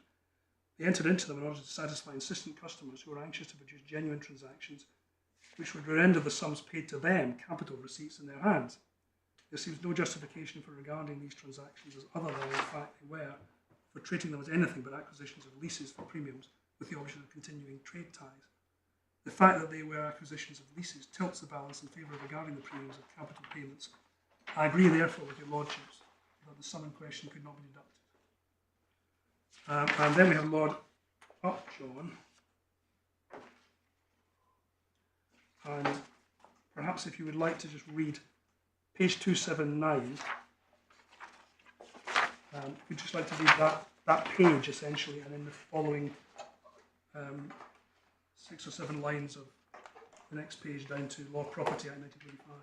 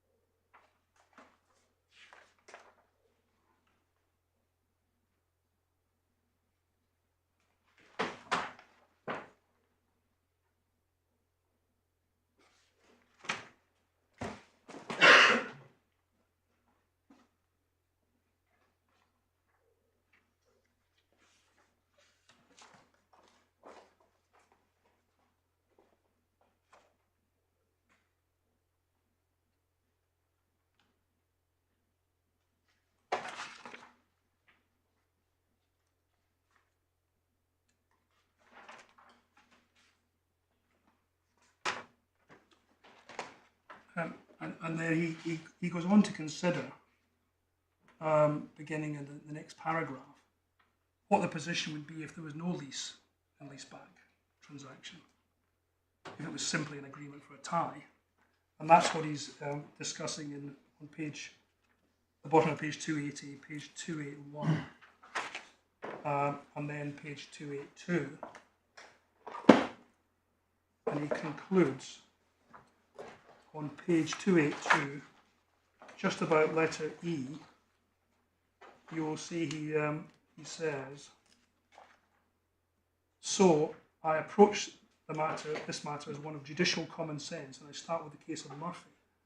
It seems to me that to pay substantial sums for a tie as long as 21 years is quite plainly as a matter of common sense, a tie which must be described as a capital nature, so that the sums paid under the Murphy agreements must be run as capital. So too must it be the sum of 10,406 paid under the agreement with Stadium Works Belfast, for a tie of a similar length.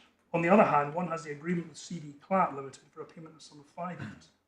The sum, of course, is much less as a tie, but I would think the length of the tie plainly puts it in the character of a merely long-term trading contract, and this would have been an ordinary trading expense deductible for tax, had it not been for the fact that the company was able to drive a hard bargain with Regent to ensure that it was capital.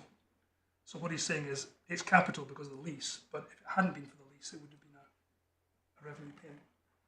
The interesting case, of course, is that of Green Ace Motors, where the tie was for 10 years for payment of a sum of £5,000. This is a borderline case, and I shall say no more about it than that I think it was very wise of that company also to drive a hard bargain with Regent, which quite plainly made the sum a capital sum. So, and I think this is repeated in one of the other judgments, that they wouldn't say about 10 years, and this has been a sort of bugbear with tax lawyers for a long time as to quite where the line is drawn, where you don't have a lease, where you don't have a capital asset, but where you've got similar kind of long-term ties or other kind of contractual rights. Anyway, so then we have Lord Wilberforce.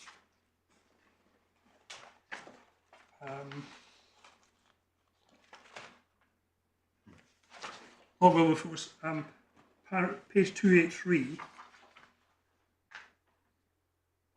he says, letter D, the nature, capital, or revenue of expenditure is primarily to be determined from a consideration of the transactions in respect of which it was made, but it's right to look against these against the general commercial background. And then he gives a sort of plotted history of petrol ties.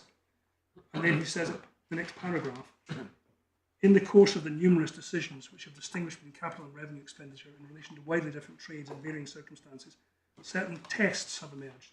These may be useful so long as it's recognised that they emerged a posteriori from the facts of a given situation, but that they may not always be suitable as guiding lines in other situations. I begin by asking two questions which may be said to be generally relevant. What is the nature of the payment, and for what was the payment made? These, together with a third question, namely, how was that for which the payment was made to be used, was stated by Justice Dixon in his classic judgment in the Singh newspapers. Now, of course, in a case where it's an acquisition, you can see the third question being relevant. In a case where we're talking about a disposal of a capital asset, of course, it wouldn't be relevant to ask how it was used, unless one was asking it in relation to the. I suppose perhaps that's not correct. You would be looking at it in the respect of the fees that were being paid, in our case, taking our case, and asking how those, because that was what the payment was made for. We were looking at how that was used. So I think you probably could apply it to this kind of situation. And then he quotes from Justice Dixon in the next paragraph. And then he quotes from the same judge in Hallstrom, what is an outgoing capital and what's an outgoing in account of revenue depends on what the expenditure is calculated to affect from a practical and business point of view, rather than from the juristic classifications of the legal rights of any secured, employed, or exhausted in the process. And then he deals with the nature of the payments in that case, in the next paragraph. And then he says the appellants bring forward two arguments in this case, stage. First, they say, truly enough, that the sums of the premium were calculated by reference to the gallonage of petrol expected to be sold at the sites. The suggestion being that this made them resemble or be rebates of the price. An effective answer to that was given in the Court of Appeal, where Lord Denning said that it confuses the measure of the payment with the payment itself. A more elaborate form of the argument was that the sums were circulating capital because Regent expected to get its money back out of current profits as sales gallon by gallon, day by day were made. Of course they did. Many traders who lay out capital expect to get both a return on the capital and the amortisation of the capital expenditure out of the profits of the periodical sales. And whether consciously or not, they calculate the amount that they're willing to lay out accordingly. But the fact they have this expectation and so calculate their expenditure does not enable them to claim that the expenditure is of a revenue character. Then it was said that the payment, though in a sense a once and for all nature, in that it was a single payment for a particular advantage, was really of a recurrent character because the necessity was evident, though the evidence was not very apparent. In the case of the 21-year lease, that as the leases expired, they would have to be renewed and fresh expenditure of the same kind incurred.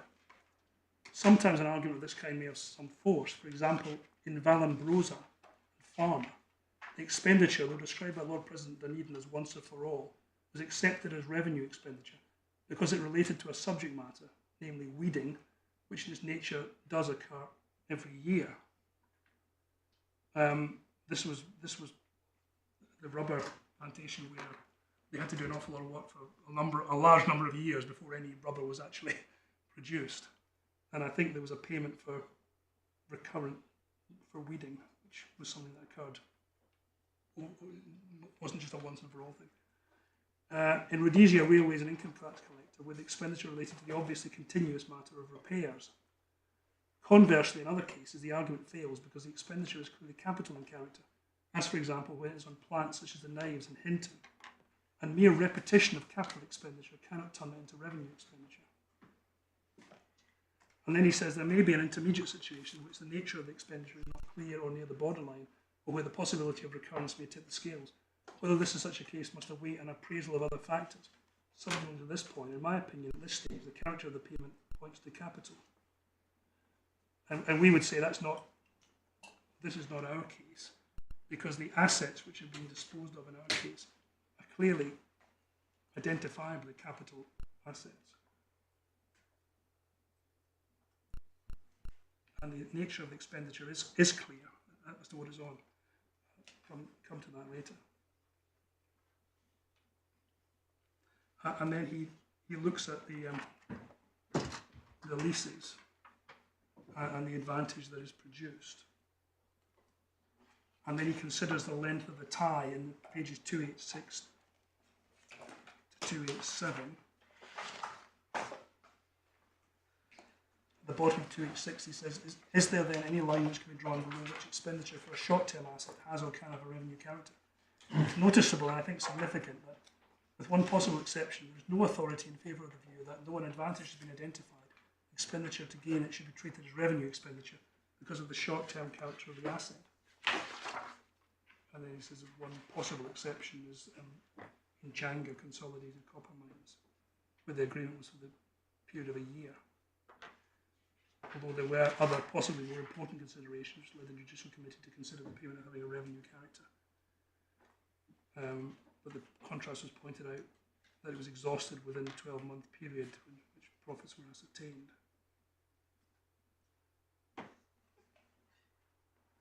And then if we just go down to the bottom of page 287 and pick it up at just below letter G, a few lines below letter G, the principle seems to emerge that if on a consideration of the nature of the asset in the context of the trade in question it seemed to be appropriate to classify it as fixed rather than circulating capital, the brevity of its life is an irrelevant circumstance.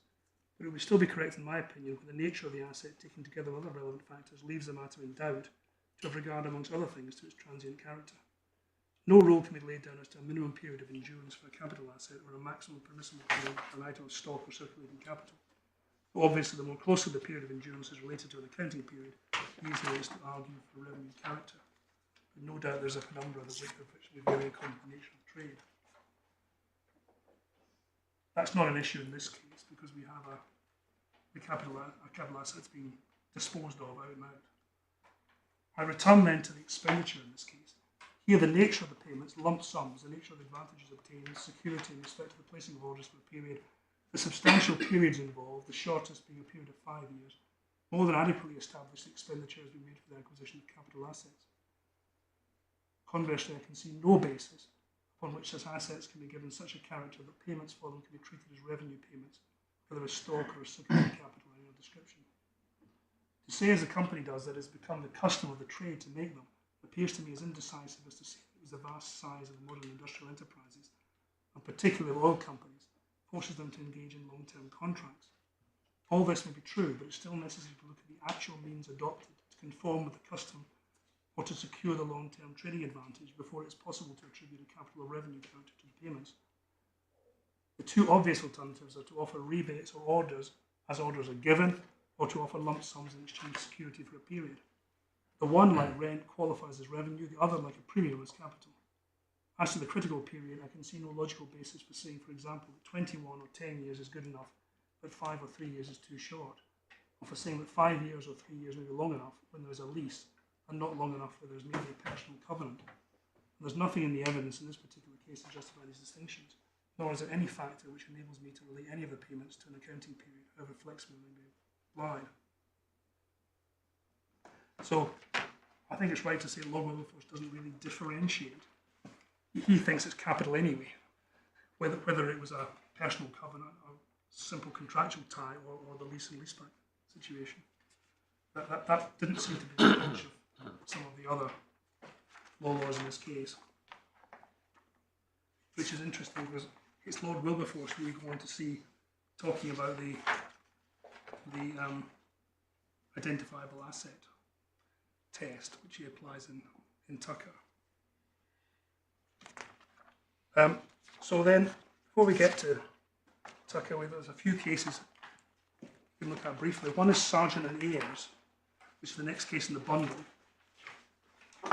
Very simple facts.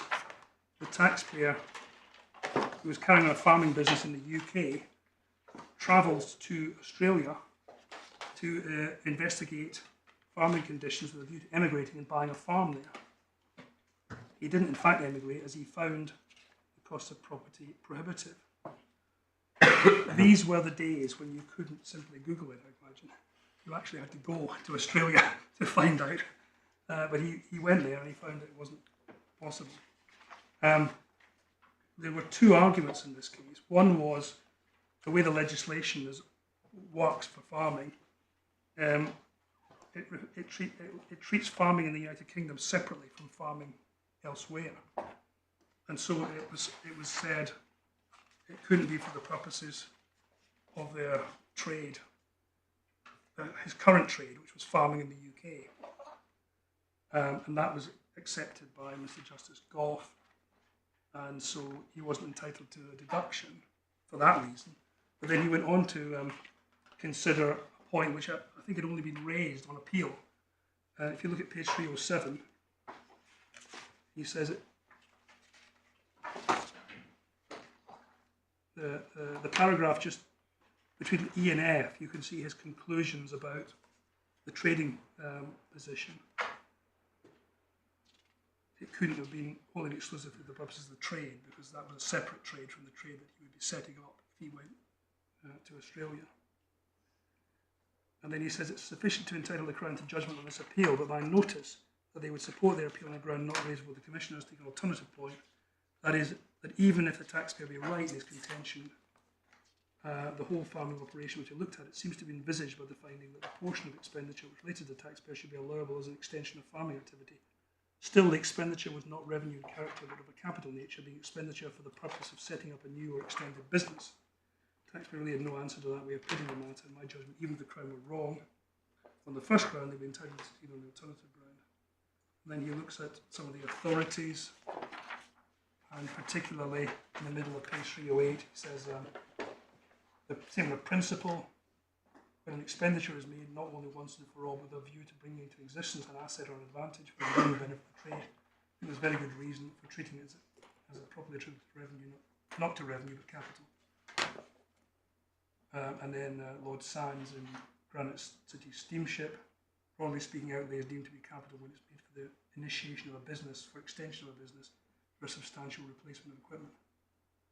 What the taxpayer did in this case appears to me applying the principle solely down to something which he incurred not revenue but capital expenditure. In the result, the business was not extended because he found prices prohibitive, therefore it was abortive.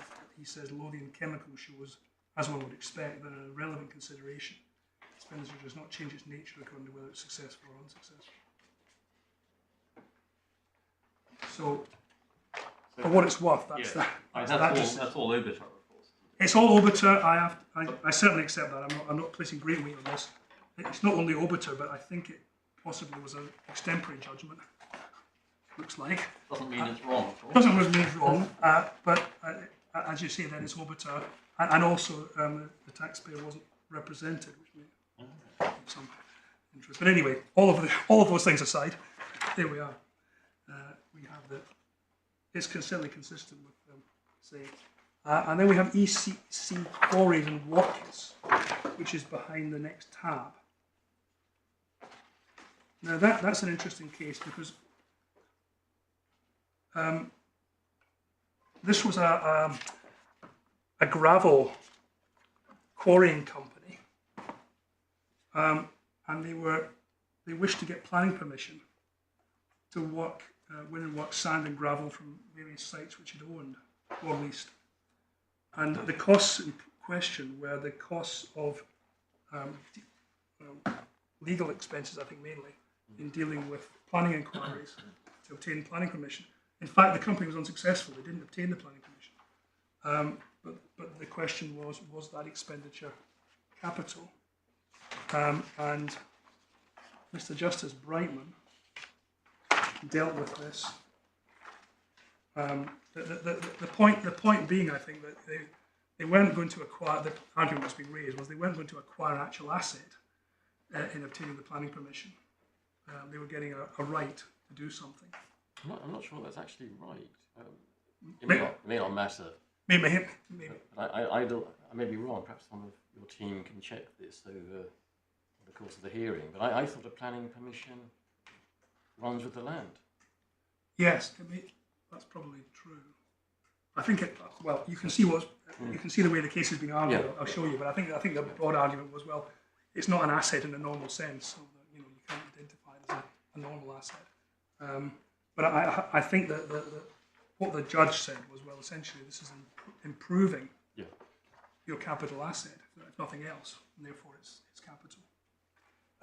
So can I take you then to page 321? And you can see the arguments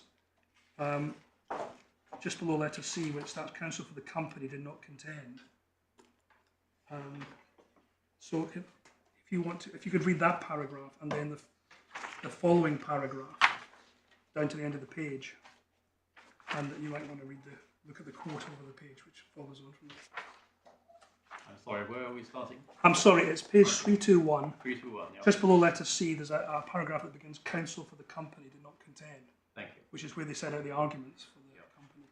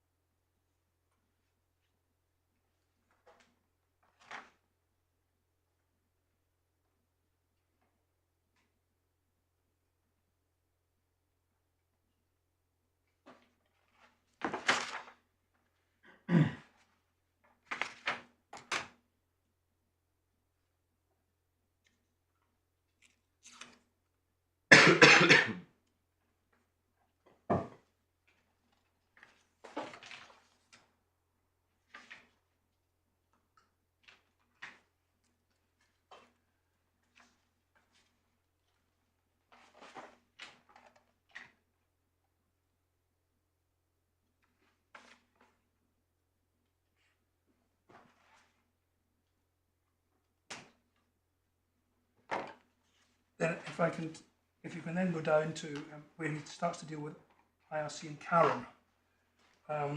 This is on 322, just below letter E. in the Inland Revenue Commissioners in Cannan, the expenditure on issue consisted of the costs of and incidental to certain contentious actions and procedures in the course of the company's successful efforts to alter its charter so as to remove obstacles to the profitable conduct of its trading activities. It was held in the House of Lords that the expenditure was deductible. Lord Reid said the main argument for the Crown was that by obtaining the new charter, the company obtained an enduring advantage in the shape of better administrative structure. Of course they obtained an advantage. Companies do not spend money either on capital or income account unless expected to obtain an advantage. The money spent on income account, for example on durable repairs, may often yield an enduring advantage. In a case of this kind, what matters is the nature of the advantage for which the money was spent. This money was spent to remove antiquated restrictions which were preventing profits from being earned. It created no new asset. It did not even open new fields of trading which had previously been closed to the company. Its true purpose was to facilitate trading by enabling the company to engage a more competent manager and to borrow money required to finance the company's traditional trading operations under modern conditions. None of the authorities cited is directly in point, and I think the most apposite general statement in those authorities is that of Lord Justice Lawrence in Anglo-Persian Oil and Dale. It really reflected a change in its business methods and internal organisation, leaving its fixed capital untouched. As the Lord President put it in the present case, the benefit was essentially of a revenue character, because the company became able more easily to finance its day-to-day transactions and more efficiently to carry out its day-to-day manufacture. I read also in this passage from the close of the speech of Lord Wilberforce, the disposition of a source of liability may be equivalent to the acquisition of a source of profits. An extension perhaps of, but not an exception to, the principle that in some sense or other, an asset of a capital nature, tangible or intangible, positive or negative, must be shown to be acquired.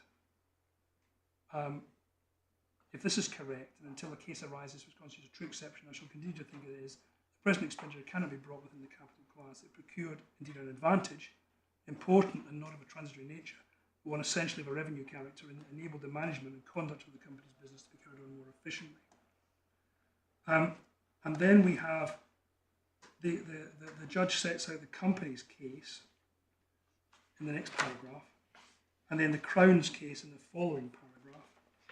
And then he goes through the various cases referred to by the Crown.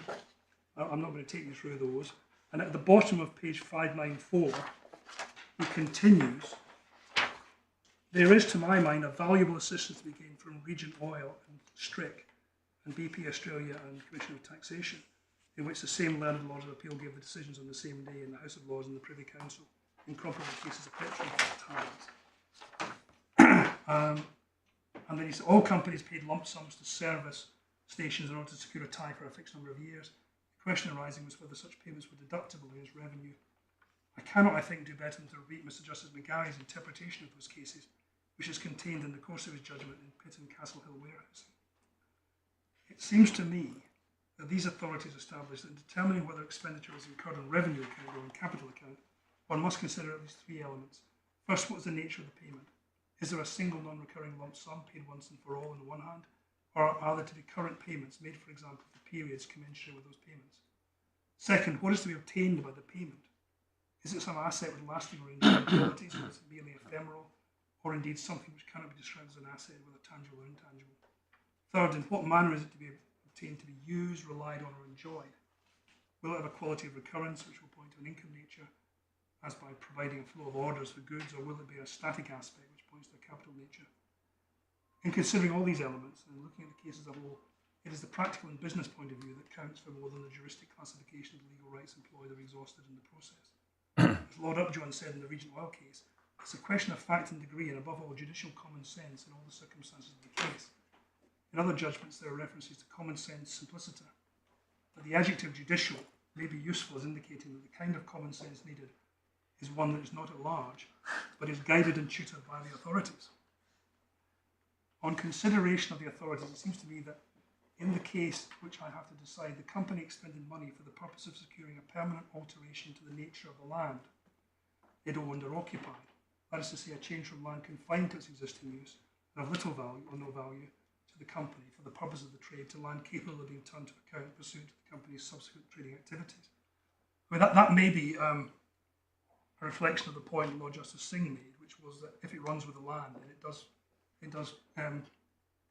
you can see there that it can be described as a permanent change to the nature of the land. Maybe.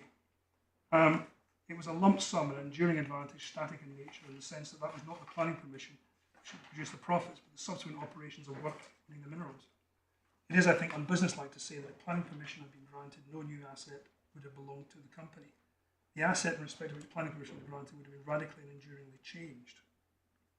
Viewed as an asset of the company's business, it could be written up in value, the balance sheet, it would be potentially profit-making, it would be something which was not before, namely land from which minerals could be won and worked. On common sense principles and the benefit of judicial guidance and the reported authorities, it seems to me that the expenditure was a capital, not an income nature. To use the words of Lord Wilberforce in the Cannan case, the planning permission, if obtained, would in some sense have been an intangible asset of a capital nature. If that is right, money expended in seeking to acquire such an asset must equally be expenditure of a capital nature. Without, I hope, getting involved in irrelevant matters of semantics, I may say that in Rose and Leeds Corporation, while Justice Diplock seems to have felt no difficulty at all in describing a planning permission granted by a local authority as a grant of a right to use the land. And then he goes on to consider in the next 5 pages whether he ought to be persuaded to a different view in light of the accountancy evidence. And his conclusion is no, he wasn't. Page 331, you can see the very last paragraph. He essentially says, well, the accountancy evidence is one thing, but this is a question for the court. It might be, can I just take you back, please, to Yeah. page 326 in the bundle against Yeah. letter H. It might be that the crucial question becomes what is the money expended for? It's money expended in seeking to acquire such an asset. But it might be said that begs some questions, because, for example, there may be an application fee which somebody by law has to pay in order to obtain planning permission.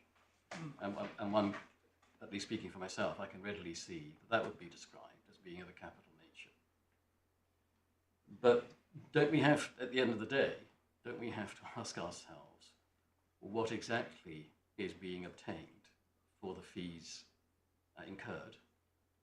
And I think the argument against you is basically that this was a number of items of advice over a period of time during a decision-making process, which was not tied in the way that, for example, the application fee for a planning permission is tied to the event of obtaining or not obtaining a planning permission.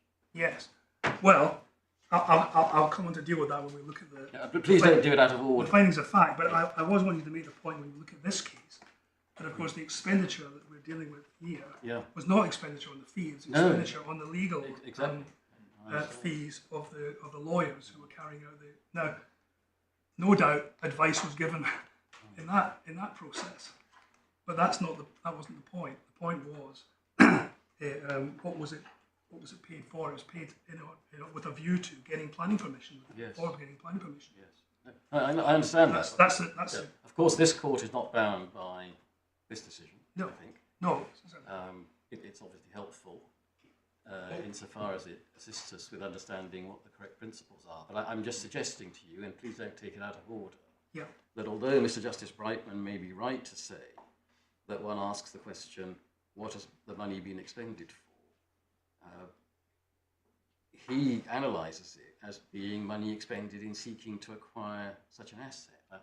To my mind, at least, that begs a certain number of questions about what seeking to acquire an asset means. And that's why, for the purpose of analysis, I'm suggesting that there may be a distinction which needs to be drawn between, for example, something which is necessarily an incident of acquiring the asset, like paying the planning application fee, and other things which are done in the decision-making process leading up to that.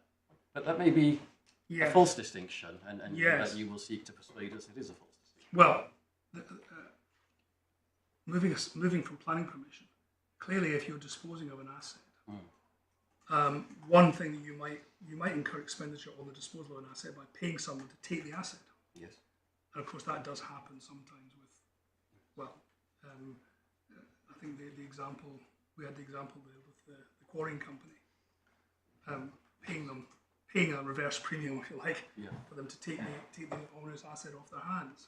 That would be one thing. But what I would be saying is that expenditure on disposing of an asset includes all the expenditure that you require to, not necessarily require to, sorry, I don't think that's right, the expenditure that you do incur on disposing of it, which would include the fees of people who are working to dispose of the asset. And what I'm going to hopefully show you and establish probably this afternoon when we look at the facts is that was what the expenditure was on in this case. That was the nature of that was what they were paying it for. And you say that is so even though, as the process went on, the actual asset to be disposed of turned out to be a very movable target.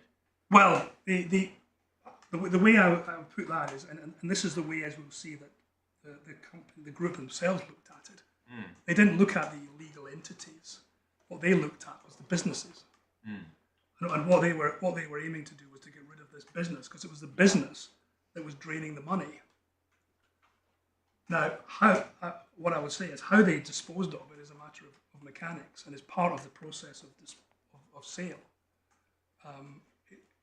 It's different from a situation where you might be taking advice in advance. Well, can we dispose of this asset at all? How could we do it? Disposal of a business in the abstract, in the way a layman might think of it, that's a very, very broad concept, isn't it? It needs a lot of refinement before you get down to something that you can incorporate into a sale and purchase agreement. And it ended up that the actual contract didn't even involve the taxpayer company. Absolutely, But a cleverly structured deal, which, as it were, enabled the purchaser to get the good bits of a rather mixed curate's egg. Yes. And to leave behind the bad bits. Yes.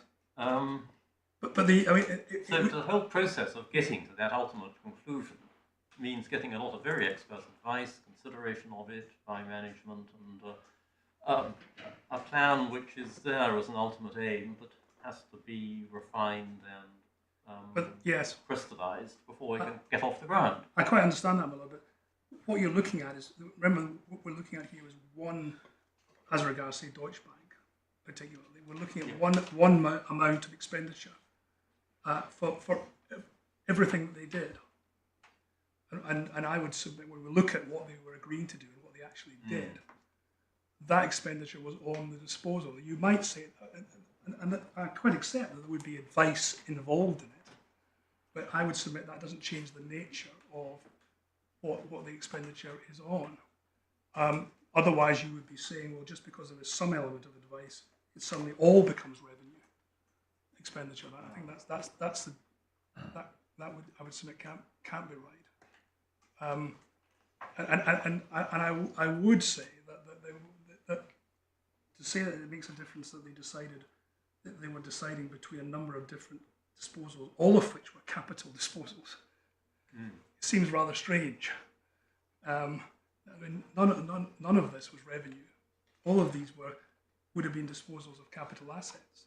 It's just a different way of disposing of them.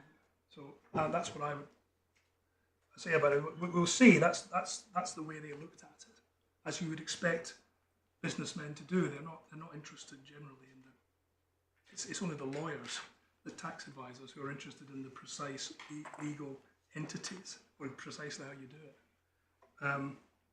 And I would suggest the same kind of issue might arise if you were selling a property. You might decide to sell your farm, but you might say, well, how am I going to sell it? Well, we're marketing it, but there may be various ways of doing it. I see that point, and I forget which judge it was who said you had to look at it all, what it's from a business practical point of view. Yes. Yes, exactly. Is that Dixon in the Australian case? Yeah. Yes. But you have to look at what the expenditure. Now, if there was different amounts of expenditure for different things, then you might be looking at each of them. But in this case, there was one lot of expenditure, and there was one engagement, and they were doing that work. And I would submit, when you look at it, you'll see it's overwhelmingly it's all to do with the sale. It's all part of the sale process.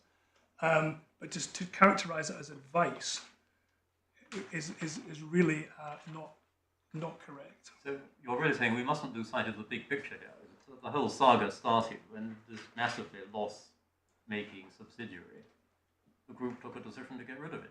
Yes, they took a very formal. They took a decision which not only they announced publicly, but they put in their accounts, as you probably have seen, in a way that suggested that it was a firm decision to sell. So we're not talking about them just thinking they might sell, they might not. I mean, there was a clear demarcation in I think July 2009, at the point at which the group decided they were going to dispose of this. Obviously, they might not have, and No. I really don't understand. I mean, I don't understand the point that they wouldn't sell at any price. I mean, nobody's going to sell at any price an asset.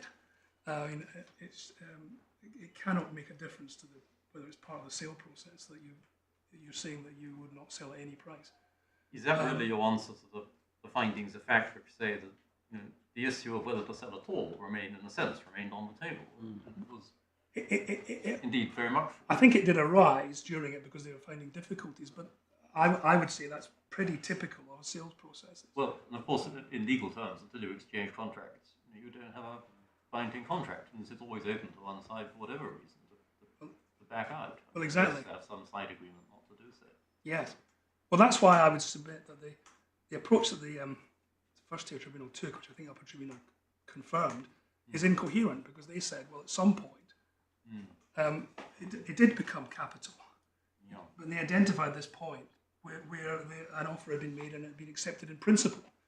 But of course, it may have been a little more certain that it was going to happen then than at the beginning, but it still wasn't at all certain. It's difficult to see what principled reason you'd have for saying, well, at that point, expenditure became capital. Of course, there's the other problem, which is that the expenditure cannot really be sliced up in that way, because it was expenditure incurred. They were going to be paid the whole amount or nothing. They were paid the whole amount if the sale went through.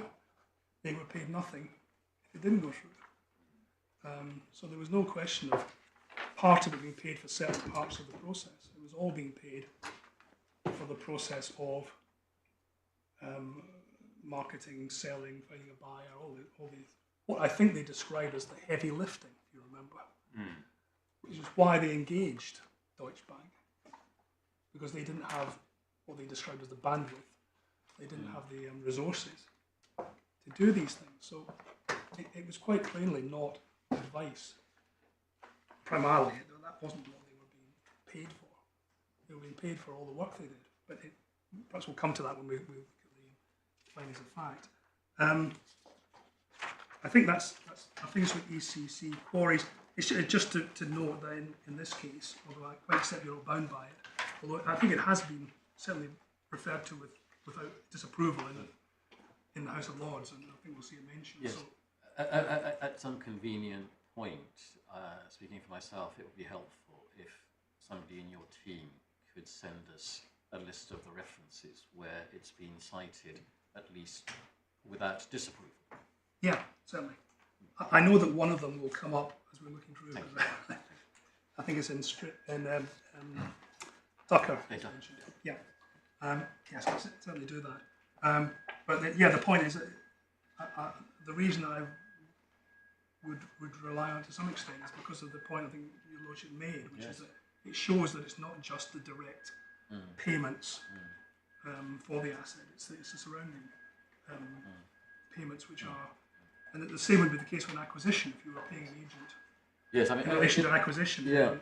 In the context of a planning application, it might be said that it's not all that different materially from the sort of transaction that had to be achieved in the present case, albeit here you're trying to dispose of something which is onerous, and there you're trying to obtain something which is beneficial, but nevertheless, analytically, it's of some interest, potentially, that very typically, certainly in any kind of large-scale planning application, you will have to engage not only lawyers, but planning consultants. You may well need experts who can advise you on a whole host of issues, environmental impact, flooding issues, things of that sort. And depending on how broadly the principle is to be cast, then that could all be said to be money expended in seeking to acquire an asset. Yes.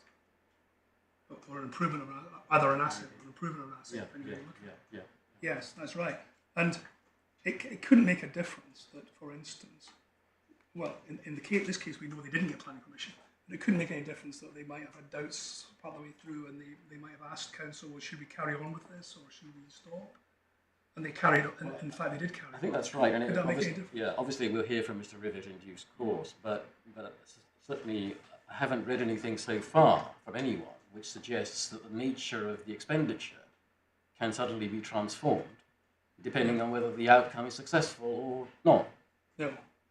No. I think what's quite clear is it's not both this case, the previous case. I think. Yeah.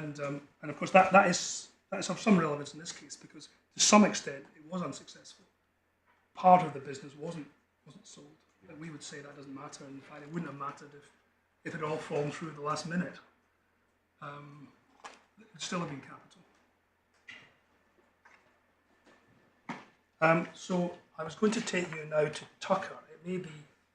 We can Are start, you but still comfortably on time? I think we are. Yes. I think I'm only going to look at 2 more cases, which are much shorter after this on capital, and then deal with submissions. And then there's a few cases, as you know, not very many on expenses and management. So I will certainly finish by 3:45, if not before. Subject to Interruptions. interventions. In which Obviously happy case, to have them. let's break now and we'll come back at 2 o'clock.